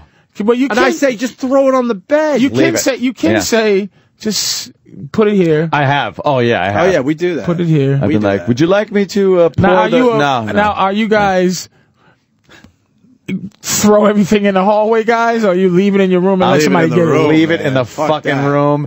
Unless I'm going to be there a few days, I will leave that fucking thing in there to rot. I don't care. I may get out of here. I push that thing out like it's the TV from Poltergeist with unfinished French fries on the floor. Just get that shit out of here. I'm amazed. Creepy. Yeah. I don't like it in there. You don't like it in there? No.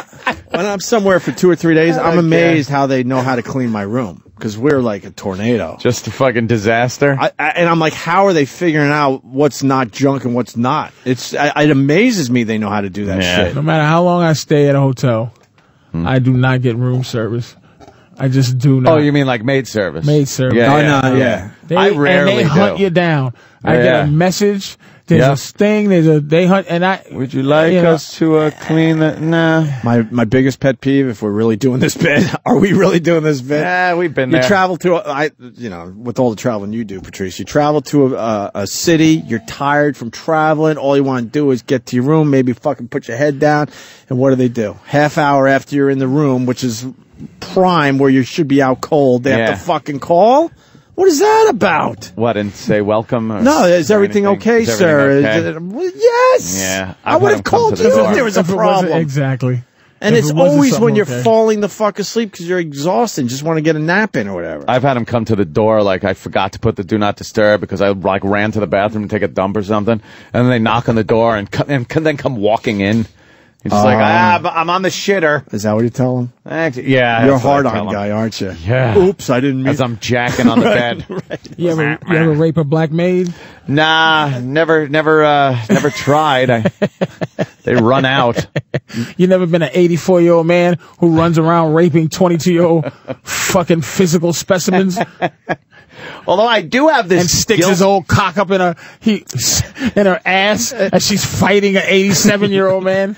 And then he tries to pay off the village, and they say no. I would sacrifice my fucking aunt for that. You saw that, right? When we went to the little village, and I followed that all the way up until he finally said it's a setup. Yeah, always a setup. But what I would rescue her right at the thing because I would like to say, okay, we're gonna play a game called Try to Rape, like an 80-year-old man try to rape a young. Did you see that girl? A young virile 20-something-year-old woman. I just want to see if it can happen. I promise you, I'll come in and save you right at DEFCON. Right when it's 11. ready to go down. But I just want to see if it can happen. You're thinking setup?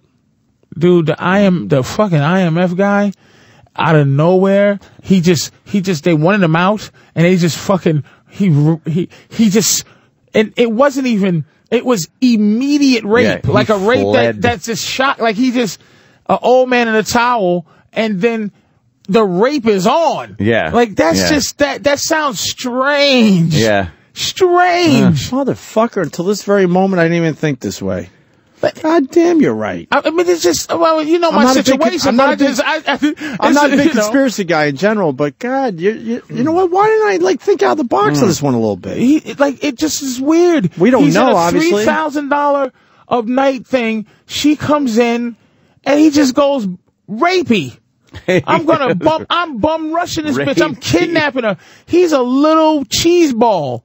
Yeah. He's a little old dude, like Mr. Woodman from Welcome Back, Carter, and some fucking African girl from a village who's working in a $3,000 a night and just. What do you think went on? You think there might have been an understanding, and then I think she said, "Well, this understanding could turn into my favor." I think you're dealing with the movie Devil's Advocate type shit. That building, it's like I think these guys. It's like, yes, so what's your qualifications? Well, I've worked in mini hotels. Okay, this one, we need you, and you'll be paid handsomely. You'll get $1,000 each time you're raped. But, it gets rapey up in this bitch. So do you want the job? You just gotta get raped. Gets a little rapey up here. Rapey. Yeah, a little rapey. You walk in, and the little old men expect to get their dick sucked by third world women that probably were kidnapped or something. And this time he goes in, he does, oh, here's my rape victim today, and goes to try to do his thing. She goes, he goes, holy shit. It's a setup. He tries to get the fuck out of there. He did. Cause he's involved in all that creepy shit. He's a head of IMF. Yeah, well, you know. These old men do he's the guy. You might have just turned me on this He's the guy who decides how much money he runs money. Yeah, I get it. I know throughout that. the planet Earth. And they wanted him out. This raggedy, look at that girl. Yeah. But who hired her? Nobody hired her. No, people just said, you know, if somebody ever does something, they don't tell you exactly. Cause they can't afford her to go, someone tell me to scream. No, probably she might not have been in on it. She works, see, there's the top. Wait. All right, let's slow down. There's the top floor. They hired her to be, the rapity rape, but she doesn't know that. She might not know. So now she's like, she's not willing to be that person, but this guy now goes to these hotels knowing they hire the rapey rape person. Stays on the top floor. Right. She probably works actually where regular people stay, so where you don't rape. So they kind of set her up, too. Like, we're putting you in this nice position as far as what she's thinking. Yeah, set her up to go there and, But the other side of this is, you know, this guy assuming she's just the next rapey girl. Yeah, she's a rape girl. She's the offering. 3,000 a night of penthouse apartments and shit, and she just walks in, this motherfucker just starts trying to rape like that's what he's supposed to do. Yeah. Man, you got and he just panics. He don't go, what are you fucking bitch? Hey, whoa. And a guy who's entitled like that knows the deal, he waits for the guys to get there to go, what's going on with this bitch? Fred, you know the deal. Yeah, we why rape ain't bitches. she rapey? So, Fred never came around this time. He obviously thought it was completely acceptable what he was doing. Yes. That's obvious to me. Yes. It's part of the deal, just like room service, right? In that hotel. Yep. He thought it couldn't happen to him. Yeah. You just turned me on that. Look at that girl. What? That old rotten man is taking that pussy right there? She would fucking fuck up his world. She punched that motherfucker in the balls and laugh at him. Yeah, look at her. What is Bob Kelly doing here? Hey, Bobby. What is Bobby doing here? He's Probably got a show to do. Yeah, he just gave us a look show. like, fuck you, I'm doing another show. He's making his own way in What the was world. that shit? Fuck you guys. Making his own way. What the fuck was that about? Bob's making his own way. He was very proud to really- walk by and let you guys know he's not coming in here. He gave us like a little peace sign. He's like, I'm not hey, waiting for your fucking call. There Peace you out. go. Fuck you. Bob Kelly. Hey, one more thing before we get out of here for today. The Dalai Lama thing. It might be more of a visual, but have you heard the Dalai Lama thing with this fucking asshole trying to do a joke to the Dalai Lama? Was he English or Australian? No, I think he's Australian, yeah. I wanted to hate this asshole, but I fucking love this guy because he acknowledged that it could be one of the biggest bombs ever. Where's Sam? Because you need the visual. I mean, we'll play the audio for everybody else, but Sam went to go chase down Bob Kelly. yeah, can someone else come running in here? Yeah, E-Rock, I don't need you in there if you could do this over here. I just wanted to say one more thing about the hotel Travis. room thing. Yeah. I've always felt like Thanks, this Travis. weird guilt thing when I'm in the hallway alone and some woman, either a maid is alone and another woman, and she's going to the door. I'll always step back and slow down my walk or something and give her the opportunity to get in and shut the door before I would be Before you are the push your way in guy. Yep. Like yeah. But they all have all the hotels have cameras now. Yeah, but still, Greg, you get a think camera of me paranoid, coming out, but you know. no, I think, and it's more not so I get framed for anything. I just don't want them to feel uncomfortable, like that I'm the guy. Let's be honest. I don't want to get. You the don't want to look. get framed. No, Fuck no. their uncomfortableness. Honestly, that's the difference between white and black, right there. I don't want to get the look like I'm a fucking rapist look from the girl, like, oh fuck, I better not open this door. Although I think it's perfectly a great thing for her to do. Not open the fucking door. Like any girl that opens a door alone where a guy is in the hallway like that, you're dumb. Trust your instincts. Don't open the door. Wait for him to go somewhere. But as a white guy, I'm thinking of, the feelings. Let me make sure. Let me make You're sure just that she thinking, don't feel bad. I don't want this bitch to say I pushed the fucking door open. That's what my raped her. mind is. I hate feeling like you can't be in your own room Yeah. when they're cleaning it. I was saying, like, I got to wait outside my own fucking room because the maid's in there. Yeah. Well, you better not go in there. Sam, what did you find out about Robert Kelly? He's doing Tom Papa's interview deal. Why did he give us the fuck you look, though? That's what he said. I said hi. He was Tom over- Papa's what? No. He's doing an interview show, Tom Papa. Like, he interviews comedians. He did Seinfeld. He also did Rob When is he Zombie. going to do so I Patrice guess it's not- O'Neal? That's what Patrice is saying right there. Dude? I've done enough. I've done enough. Fucking another What am I gonna in-depth do? discussion with Patrice O'Neal and his viewpoints. What am I gonna Shut up, Tom. But why was he walking Go like ref marriages, asshole. Tom Papa. I guess that's how guests walk when they're not doing our show. Well, These guys slump down the hall because they know they're doing our show. You see the confidence as he was walking by? Well, it was cause yeah. it's cause you know what? It was really good to see Bobby go, hey guys, got to do something else. He acknowledged your existence. Oh, yeah. He's like, all right. He wanted us to notice that he Later had for you other guys. things to do. Because he knows everybody, all the regulars got to, He was acting like we got the demotion. Yeah. So he just wants to let everybody know. he was acting like a chick. He really was. That was a chick move. Yeah. Yeah, but what I'm doing. Can you fucking? He's a We're guy. just making jokes. He's a Patrice. guy who comes I love here 3 times a week.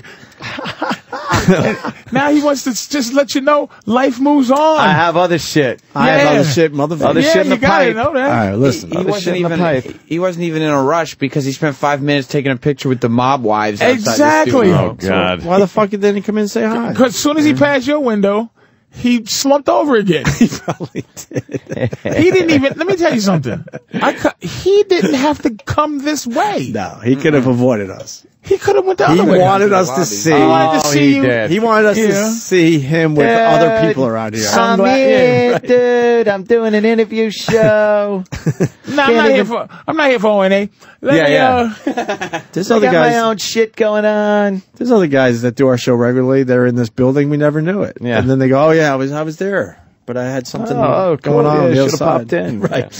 Here's the Dalai Lama walks into a pizza shop. This is everywhere, man. Yeah. Let's just play it, and then we'll talk about it in a few minutes. Now, as you know, I did share a gag with Dalai Lama because he was in such fine form. I decided that I would tell this gag. Now, it did prove to be not my most successful ever. Check it out. So the Dalai Lama walks into a pizza shop. Pizza? He's telling it to the Dalai Lama. Yeah, pizza shop. Didn't know what a pizza And shop says, was. Can you make me one with everything? What's that? That's what it is. That's hilarious. Pause. You know. Do you know what I mean? You know what I mean? When I heard about this, I wanted to like call this guy out for being the biggest asshole, but I fucking love this guy. That's hilarious. And it's a great joke. Could you make me It's one with everything? hilarious. And the Dalai Lama's like, what? What? He didn't even know what a pizza shop was. shop? Yeah, back it up to the punchline. God damn. Yeah, absolutely. And he's trying to explain it to the Dalai Lama. Yeah. What's that? That's what it is. Oh, yes. Do you know what I mean? Can you make me one with everything? Theoretically possible. Oh, I knew that wouldn't work. This is one of the greatest things I've ever seen. That's hilarious. It takes balls to do this to the Dalai Lama. The Dalai to begin Lama's with. an ass. Like all your is funny in your religion. There's no funny. Nope. No funny in the Jesus, Dalai Lama's Captain life. Serious? There's no funny in everything, I guess. No. Right? I guess he's above the Funny? actual fact that he's a joke. Like, yeah, he's because part of he a is. joke. Hey, it's like you go two Jews walking a bar and it's two Jews and they're going, I don't. Wait a minute. What's going on here? They were on their way into a bar at the time. I don't like the fact that he had to be explained what a pizza shop is. Well, at least the Dalai Lama. Yeah, because Dalai Lama not doesn't know what a many. pizza shop is? Get the fuck out of He here. eats cloud meat. We saw him in an elevator once in Atlanta. We bring it up every fucking time. Yeah. This guy should know what a pizza shop is. An elevator. He's all over the place. All of a sudden, we found ourselves in an elevator with the Dalai Lama. You had to take a What is picture. that? No, I Norton- didn't even, Norton would've I took a didn't think you picture. were even supposed to look him in the eye or something. We looked him in the eye. I didn't even know you were supposed to do Did you that. turn into stone? You're not supposed to be on a level like higher than him or He's something. short. I don't know. Yeah, we were in an elevator. I think I would go, Dolly, hey, what's your deal? Why would Yeah, they let what are you us? doing? Why would they What's let your us gig? assholes Like in with the you guy. Dalai Lama? What's your deal? Why were we allowed in that elevator that day? I don't know. It's No not one's like we trying were to kill Chinese. the Dolly. No, the Chinese don't really like He's him. been around a long time. He's retiring, I think. The Beatles were into him in the 60s. This guy is ageless. Yeah. But how do you Really retire is. if that's your gig? You can't retire from that. You can retire from He's helping not people allowed to retire. be religious. All right, continue. He laughed more at the fact that it didn't work. You didn't know what pizza was. No, It's going to fall down there, isn't it? You know that a joke's in trouble if you've got a translator off to the side.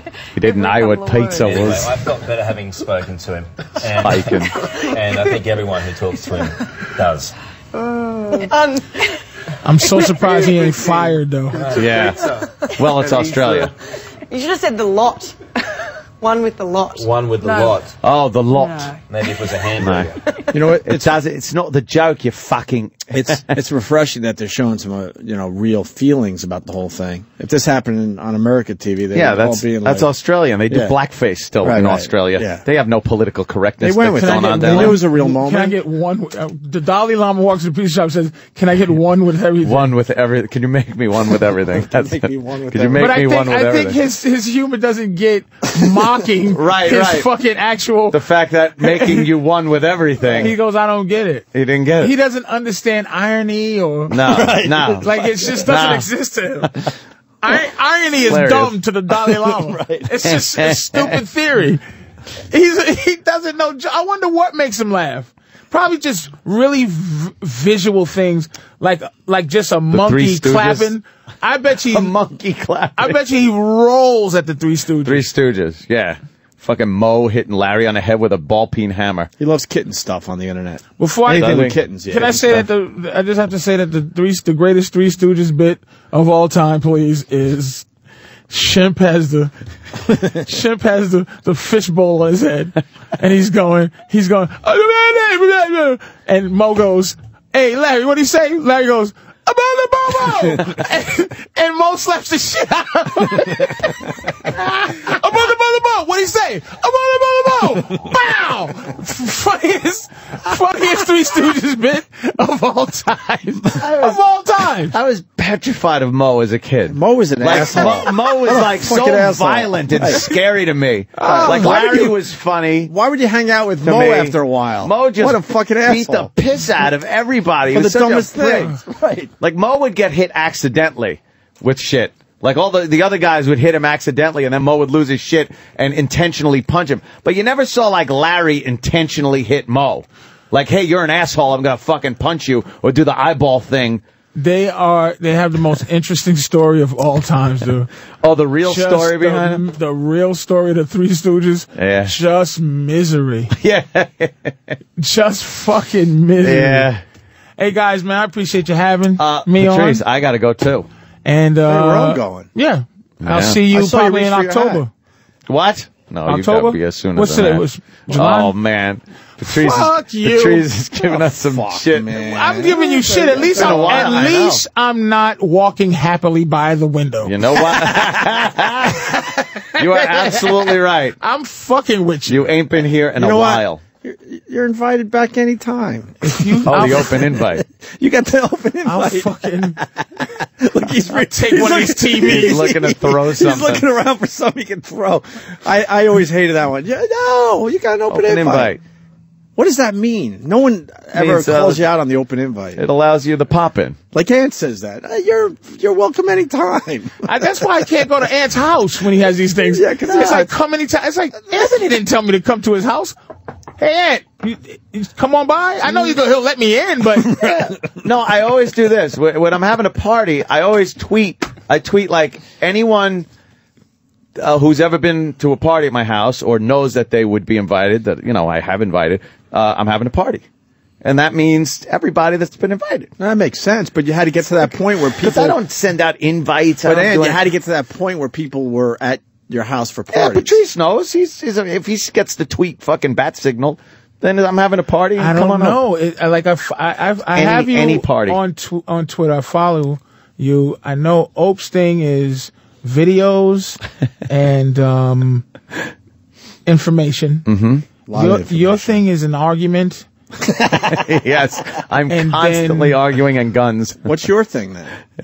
My thing is I got into a real good tweet groove where I only tweet when I feel like it. Yeah. And I don't want to over tweet or under tweet, but when I really think I feel compelled to tweet. Mm-hmm. And then I'll try to be funny. I'll try to say this is fucked up, with the Schwarzenegger thing. I had a good bunch of tweets to get people arguing and shit and talking about fucking side bitches.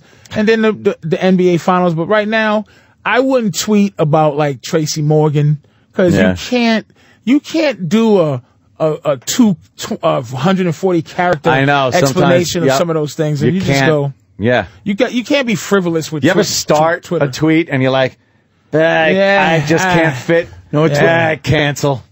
Can't fit it. You know what Twitter needs? Some type of technology where you're allowed 1,000 characters 5 times a month. You know what I mean? Because if you expand the characters, it's going to blow up Twitter. It's going to suck. But to allow each person that has an account like a few times where they could go all out. But with all the accounts, you would constantly be scrolling through giant every day. I don't click on that twit longer and all that. Yeah. Fuck that, man. If I don't see it in front of me, there, it ain't that link. I don't getting clicked. I don't go for 2 clicks ever, unless it's a video, obviously. Photos. But when you know it's not a video and it's a continuation of a tweet, rarely. No. That's where they lose me. My girl hates my tweets because I tweet, and that's what I'm saying though. Down to like 8 characters left, and then I put ... until it's 1, and you can't retweet that. Yeah, you can't retweet. You can't retweet it, but because that's the problem too. You want people to retweet your shit, so you got to leave some extra characters for them so they can retweet it, so they don't go into the twit longer bullshit. And these motherfuckers, they got these motherfuckers who are like have like a newspaper thing. That it's like I did that for a while. The Dude Gazette, oh, right, yeah, and it's set up like Dude Gazette. And I thought it was real for like a half a second. Yeah, all it is your it's all it is your page, tweets. just organized differently. Oh, I didn't know that. I was doing that for a while. It was kind of cool. But I had a CNN. I had a blurb in the CNN CNN Tracy Morgan thing, by the way. Yeah. By the guy's name. He's a black guy, but he's like the only black guy. Oh, the Black CNN. Roland Martin. He had a great take on that. We were talking about that yesterday. I was in a big his Imus thing. It bothers me a little bit, but he explained himself. Saying that Imus wasn't considered a shock jock type personality when he did what he did. He had a lot of powerful people on his show. That's why that wasn't accepted by a lot of people. I would still argue that point with him, but the rest of it I thought was really right on. He had a big long thing about Tracy. Yeah. Big long thing. But he had all these names, but then he actually quoted something from the Elephant in the Room. Yes, he did. Which was the fucking raw thing. Right. But you could have picked something better than that. But you were right in the middle of that article. But it's hilarious because he's saying, well, why ain't nobody fucking with me? You know what I mean? But it's like, because I'm making a point that you can argue. Yeah. You can't just go, I'm a fucking... Right. He's promoting AIDS. Right. And then if they did, I probably would go, yeah, why not? Magic is okay. Magic's fine with it. I'll take his AIDS. All he's getting now is like a little bit of bad skin, but no lesions. He's looking pretty good. He got the good AIDS. He got the AIDS that makes him a good businessman. Yeah. Get a good job. I'm surprised my fucking Patrice. They don't Magic made people unscared of AIDS. Yeah, he really did. You're not even going to lose weight. Got a shot. And normal publications are showing or letting us saying that AIDS is a cure. Yeah. The Economist got something. Like actual please saying. Yeah, they're saying that. Do you believe that shit that they're holding that back for a while? If they were, that's one of the conspiracies that they already have a cure, but they're just kind of holding it but back. AIDS for is whatever not reason. AIDS is not a thing. It's like, why would you cure AIDS if you really wasn't trying to? Because it's one of those diseases where you can live long and have it. So they love diseases like that. They don't like Ebola. It costs money to fucking keep taking those drugs for 20, 30 fucking years. So that's like, it's like Ebola is like the common cold is a fantastic thing to have. Where you're sick and then you got to buy a dumb doctor's visit even though you don't have to. You got to buy a fuckload of medicine over the counter shit. But how much fucking you think is going to happen if they actually cure AIDS? Yeah. Or get a vaccine. Bathhouses come back. That's a lot of ass fucking. That's where I'm in with the conspiracy shit, by the way. What you just said. That's when I start getting suspicious. You know, you're in. Why don't you just? Why don't you go full in? I don't know. I think you are in. Yeah, I think you're in. I'm in. You fucking believe in these things. Nah, the 9/11 shit, I can't buy into. But that's okay. The 9/11 shit, I could easily. I wonder what the government knew as far as the planning and what they did to. You can't embrace the idea of motherfuckers actually flying planes in the like we did it and all that shit. But no, not at all. But no way. I get suspicious. What did the government know, and what did they allow to happen for whatever reason? That's all. That's all conspiracy theories are. Is you hear? But as far as as far as what? We doing it to ourselves in the way some of these guys say? No way. Just listen. Just no fucking for way. a second though. Here's the thing: if you go to the Lusitania, you go to Pearl Harbor, you go to the Gulf of Tonkin, we need reasons sometimes to get into these wars. Yeah. And we didn't have didn't get into the wars until Patrice, you're explaining basic shit to me. I but get I'm that. Saying what I'm saying is we said as the government, we're going to get out of your way and let you do what we know you're going to do because now we can do what we want to do. Yes. That's you what don't I'm believe saying. that? I do believe that. I do believe that's a possibility. Okay, yes. So then the thing you don't believe is what? That we actually, did it to ourselves. Orchestrated the whole thing. Yeah. Oh, that we Al-Qaeda wanted to do this. We knew they were going to do this, and we went, holy shit. That's the theory. If we allow them to do this, now we get to do what we want to do. I believe that. That's where I'm possibility. That's a possibility. And I'm not saying that. You're a conspiracy theorist, guy. No, I'm suspicious of that because I don't even know if that's the case. Stop saying suspicious. No, just say I don't know if that's Opie. I don't know if that's the case here, but I'm willing to open my mind to say that is a possibility. Is that fair enough? I don't know. Really? I don't buy it. I don't know. I'm going to think about it. I'm going to tell you when I'm back in November. I believe we could step. No, but I all of a sudden, when Opie gets serious, he gets serious. No. No, because I was just thinking about the point. That's all. I didn't hear that. Well, if you like to discuss those things, I'm open. All right, Patricky. Not Big a Mama fucking- prods. Yeah, Not a 1017. Oh yeah, because motherfucker. we're going into your show, right? Yeah, we're cutting into the shit hour. What does he talk about? It's about what we talked If you about. want to hang with him. With Sam? I like Sam, but only when other people are around. Yeah. Shit. Yeah, I can't Everybody just likes hang with Sam. Sam and shit. All right, go All right, y'all, see find ya. something else. We'll see you guys shit tomorrow. hour. Yeah. The Virus. Sirius XM.